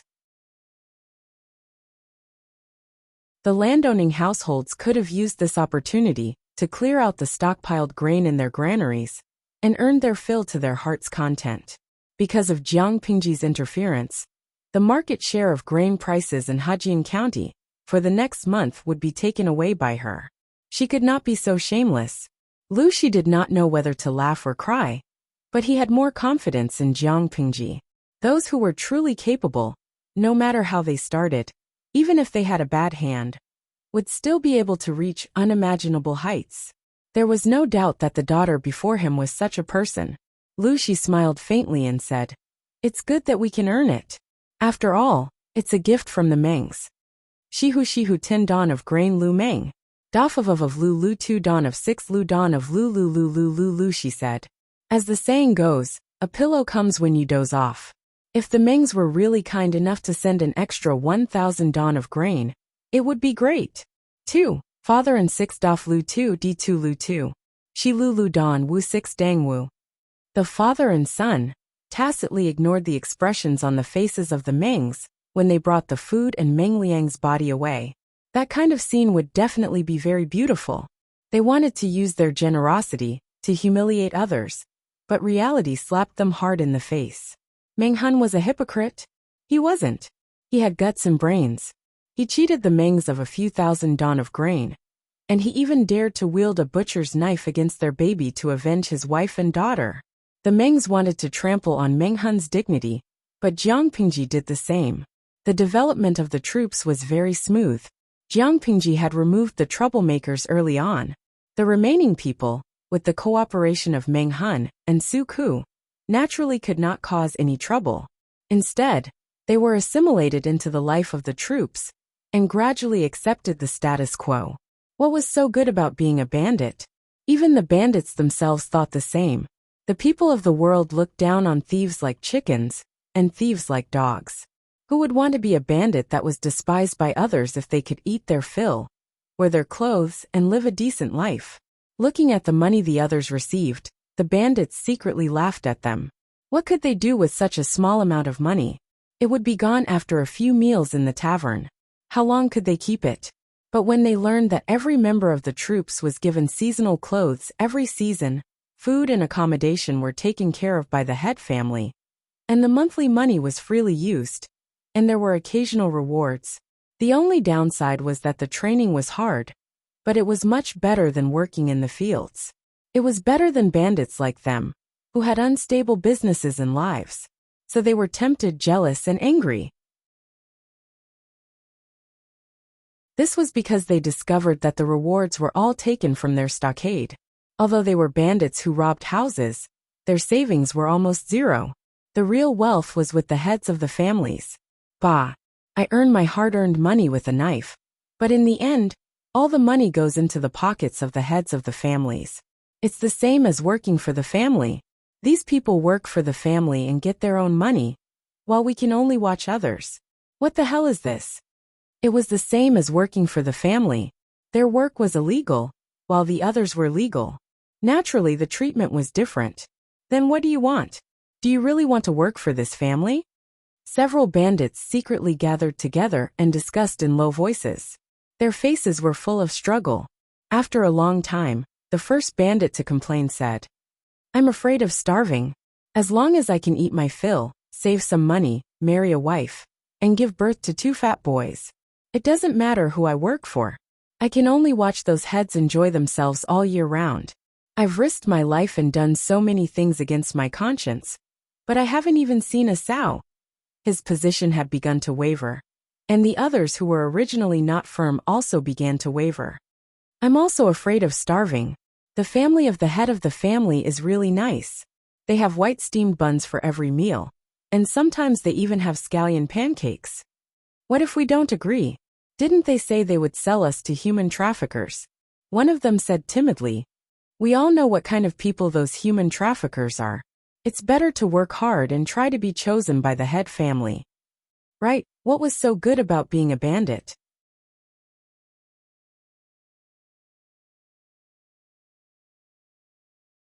Chapter 224. Jiang Pingji crossed her arms and leaned against a wooden pole. She raised her eyebrows as she looked at the training scene in front of her. I thought it would take a lot of effort to tame these bandits, or at least 10 days to half a month. I didn't expect that you could tame them in just 3 to 5 days. She smiled at Su Ku, who was standing beside her. They are working very hard. To prevent any possible hidden dangers, Su Ku scattered all the bandits he took in and inserted them into the original troops. However, looking at them now, those who trained so hard that veins were popping out of their foreheads, and it was obvious that they had used all their strength, were actually that group of bandits. In comparison, the original troops were also working very hard, but it was easy to see the difference between them. That surprised Jiang Pingji. Except for a few evil people, most of them are ordinary people. They just want food and a peaceful family. If they had other choices, they wouldn't have taken the risk to become bandits.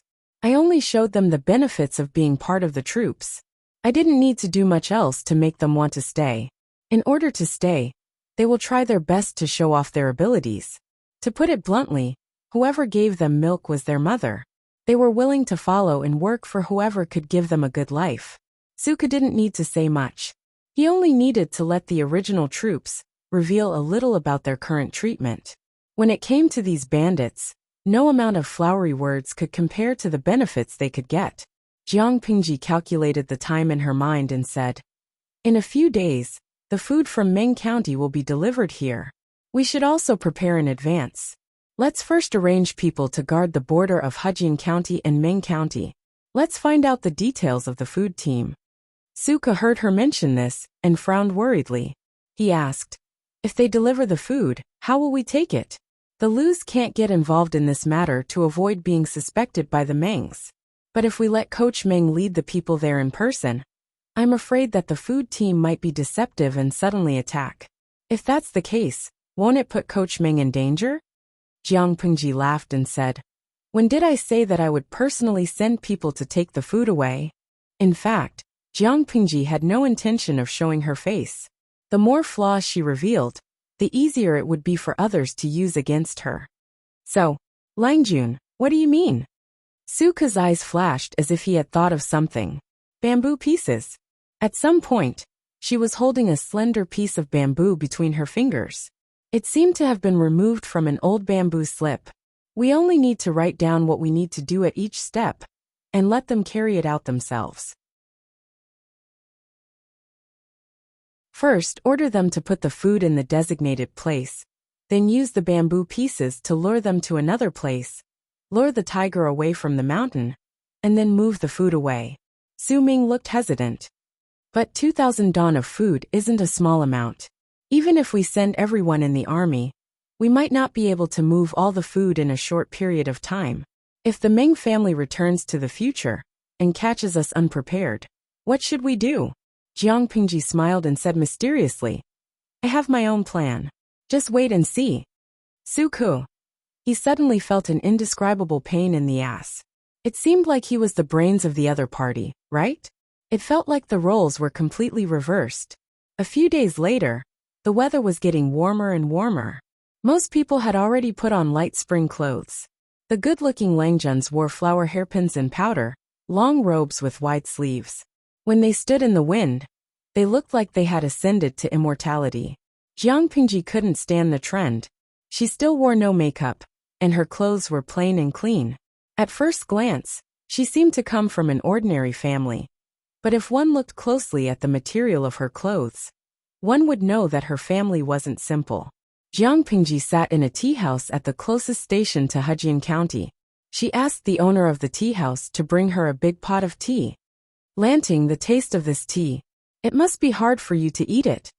Qi Guanrang glanced at the clay bowl she was holding and gulped down the tea. He looked at the shabby surroundings and shook his head.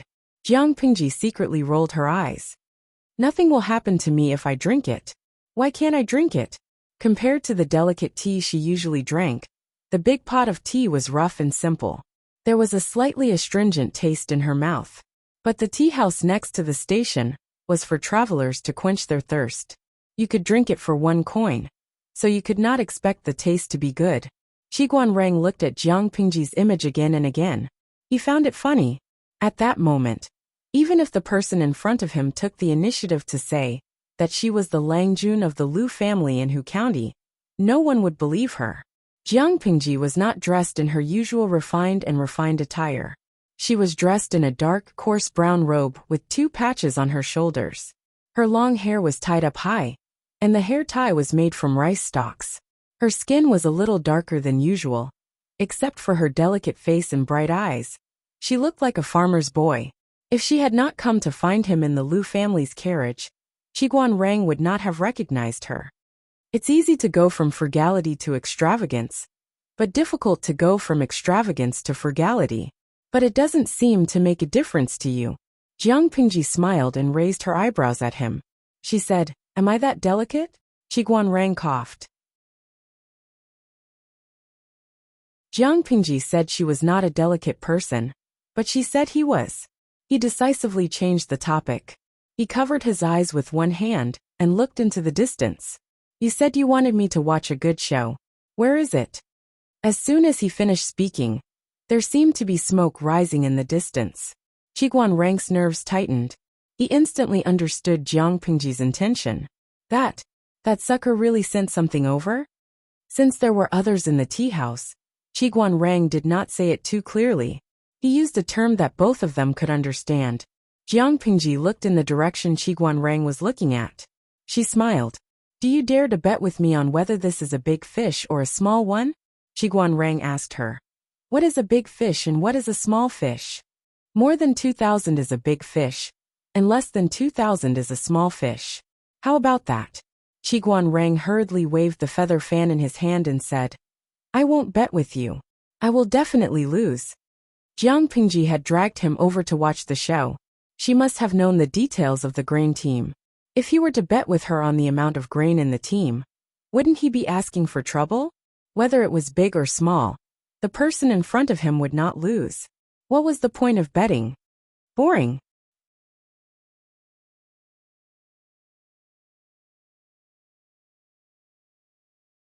Chapter 225. The grain team transporting the grain was very large, and there were more than 200 soldiers dressed as military officers on both sides of the team. Each of the soldiers was holding a gleaming spear in their hands. Even if someone coveted this batch of grain and wanted to take advantage of the situation, they would have to think twice before doing so. The laborers were sweating from head to toe. Their faces were red, and their clothes were drenched in sweat. They were overjoyed when they saw a tea house next to the station. "Sir, we've been transporting the grain for so long. We're all tired. Why don't we rest for a while before we continue?" The leader of the laborers approached them with a smile and talked to the leader of the soldiers who were guarding the grain. They were all made of flesh and blood, not made of steel.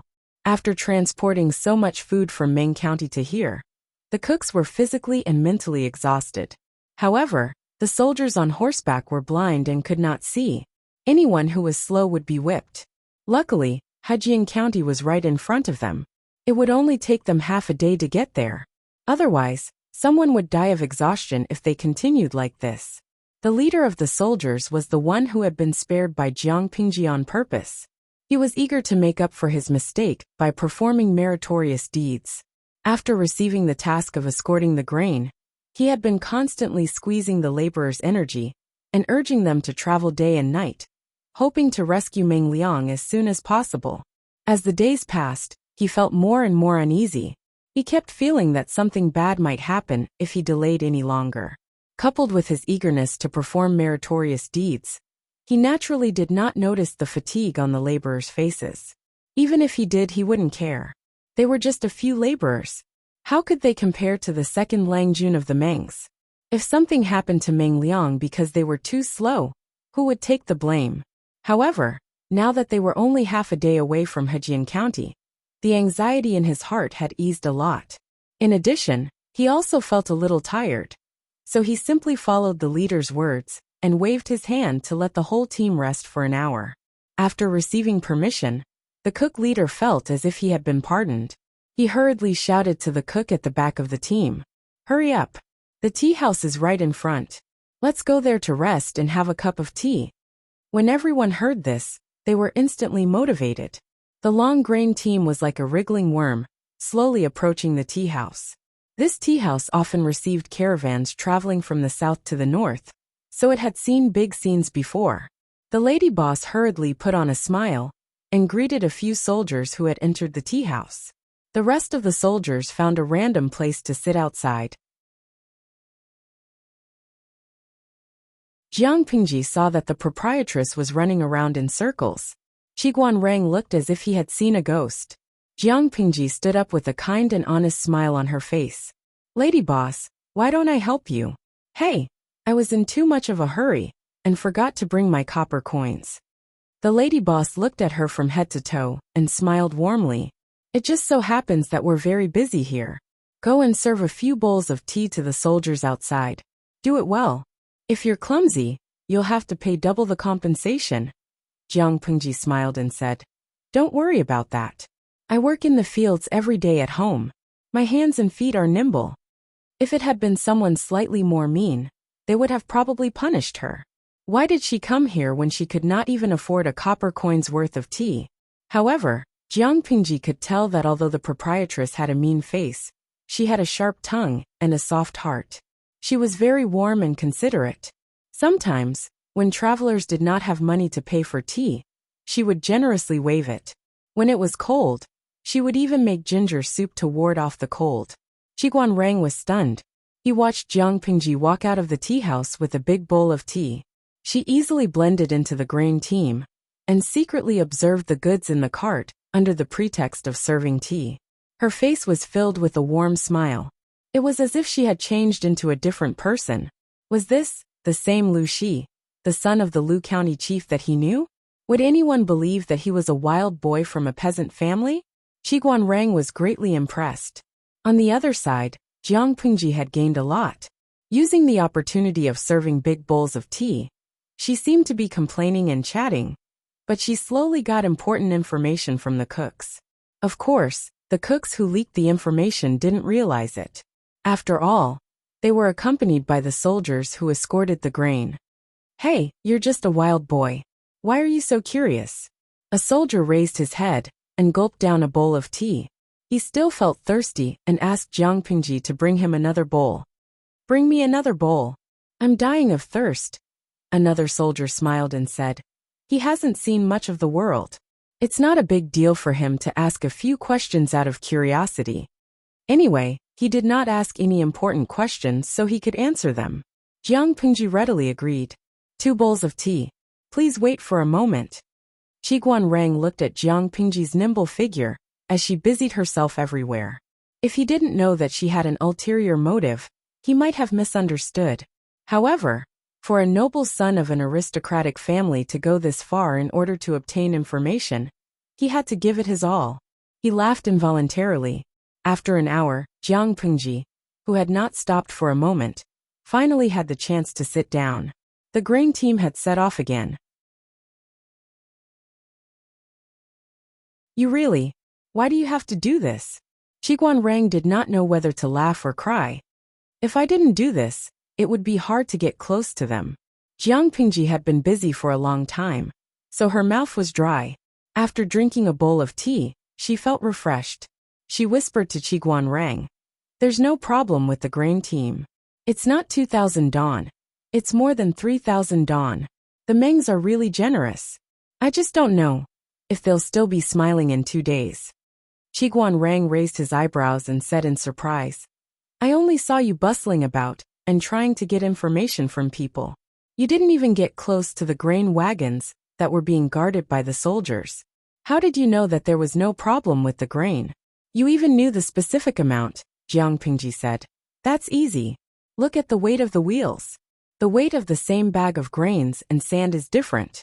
I also went to get some information from those cooks, and I can roughly estimate the total amount of food they have. Although Jiang Pingji was busy, she was actually multitasking. She added in a low voice, "Of course, I took the opportunity to get close to the grain team not to look at the grain." Qi Guanrang was suspicious. The main purpose of getting close to the grain team was not to look at the grain. Then what was it for? He frowned slightly and began to recall Jiang Pingji's actions during this period of time, hoping to guess her real intention. Don't keep thinking about it. I'm here to deliver something. If I don't take this opportunity to deliver it, it will be inconvenient to take action at other times, and it will easily arouse suspicion. Jiang Pingji smiled as she drank her tea. Her satisfied look was very much like a fox whose scheme had succeeded.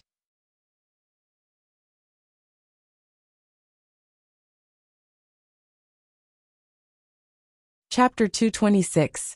The food team set off again, after a short rest in the tea house. Hejin County was not far away.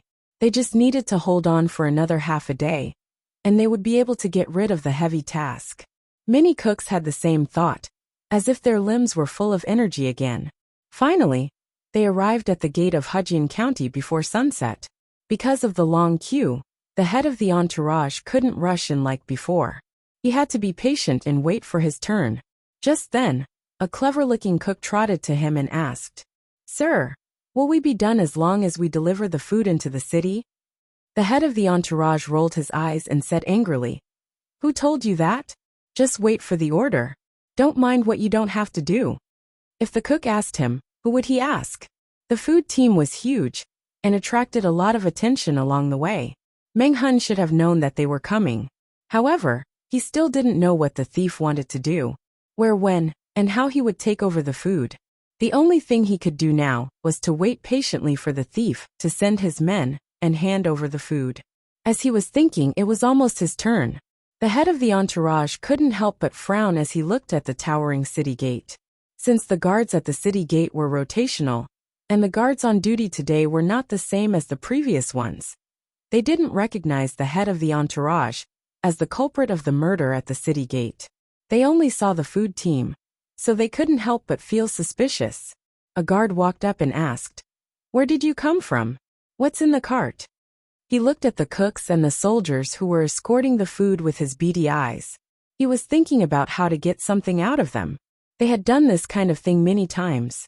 They secretly took advantage of the commoners entering and exiting the city gates, and asked them to pay some money to show their filial piety. The commoners did not fight with the officials. Even if the guards of the city gates were not considered officials, most of the commoners would still grit their teeth and be taken advantage of. As long as they didn't make a big deal out of it, the officials would turn a blind eye to it. That was why being a guard at the city gate was a lucrative job. After saying that, the guard swaggered up and was about to search the food in the cart. He even pushed away a cook who was in his way. The cook didn't dare to say anything. He just stared at the head of the entourage. "It feels pretty solid. Can't you have someone in charge tell us what's in the car?" The guard raised his hand and pressed on the sack of grain. Just by feeling it, he could more or less guess what was inside. But he wanted to stir up trouble. Since the manager of the grain team took the initiative to give him money, he couldn't just let it go. So he pretended to pull out the knife from his waist and stab the grain bag. "I think there's something wrong with the things in the cart. Let's open them and check." However, he had only pulled out half of his saber when a black whip descended from the sky and lashed at his arm, drawing out dripping blood. What a blind dog. The head of the entourage put away his whip coldly and watched the guard rolling on the ground in pain. The rest of the civilians noticed the commotion. They were all terrified, fearing that they would be hurt by the head of the entourage's whip. "How dare you lowly dogs touch the grain escorted by the Mengs?" With a sneer, the head of the entourage shouted, "Go!" The horse obediently moved forward and was about to enter the city. At that moment, The cook in charge of the cart saw something. He was confused and pulled out the thing under the grain bag. This thing wasn't there before? As soon as he unfolded it, he saw a black human head drawn on it. The cook was startled and screamed, which alerted the head of the entourage. He frowned impatiently and scolded. "What are you screaming for?" The cook hurriedly knelt down regardless of the stones on the ground. His hands trembled as he held the rough cloth. "Sir, I didn't mean to disturb you. It's just that this damn thing." The thing in the cook's hands caught the head of the entourage's attention. He rode forward and grabbed the rough cloth from the cook's hands. He unfolded it, and his face darkened immediately. How could he not see it when the cook couldn't? The human head drawn on the rough cloth belonged to the second Langjun of the Mengs, Meng Liang. Even though the charcoal was rough, it retained the most distinctive features of the human head. It was easy to tell who the person was at first glance. The head of the entourage clenched his fists and yelled, "Tell me, where did you get this?" The guard whose arm was broken was still rolling on the ground in pain. The cook didn't dare to hide anything and told the truth. "General, this thing was found under the grain sacks. Before. There was no such thing." The cook broke into a cold sweat and felt uneasy as he thought of the human head drawn on the rough cloth. "Grain bag," the head of the entourage murmured. He jumped off the horse and waved his hand to push away the cooks who were blocking his way. He walked straight to the cart and examined it carefully. To his surprise, he also found a piece of coarse cloth of the same texture. There were no human heads painted on it, but strange patterns. All of a sudden, the head of the entourage felt a chill in his heart. He yelled, "Everyone, check the cart and see if there's anything suspicious." While he was feeling uneasy, the guards on duty did not let him go. They all stepped forward and tried to pull out their swords. "Where did you come from? How dare you hurt people in public?" The head of the entourage sneered and said, "I not only hurt people, but I also have the guts to kill people. I'll kill you if you come any closer." As soon as he finished speaking, the soldiers who were responsible for escorting the grain rushed forward and pointed their spears at the guards. The two sides were in a stalemate. However, there were only 20 to 30 guards at the gate, while there were more than 200 soldiers escorting the grain. At the moment, they found 1 to 3 pieces of rough cloth in different sizes on each cart. It was obvious that they were torn randomly. Most of the rough cloth had strange patterns on them, and some of them were rough and ugly characters. The head of the entourage put the rough cloth together with a cold face. It turned out to be a picture. There were some small characters next to the picture. The head of the entourage read it carefully. His face turned purple after reading it. "The delivery is so slow. If you want Meng Liang to live, send the grain here as soon as possible. We won't wait for you." Meng Hun, the traitor of the Mengs. This was so arrogant. The head of the entourage wanted to tear all the rough cloth, but he couldn't do that. Meng Hun's words were very clear. They needed the grain badly, and they were running out of patience. If they delayed any longer, Meng Liang's life would be in danger. You're tuning in to the Li Mei's Wuxia Whispers YouTube channel. We're so grateful for your support, and don't forget to subscribe to join us on this incredible journey through captivating stories. Your generosity through donations truly makes a world of difference, as it's the primary source of revenue that allows me to expand and enhance this channel for you. Thank you from the bottom of my heart for being a part of this adventure.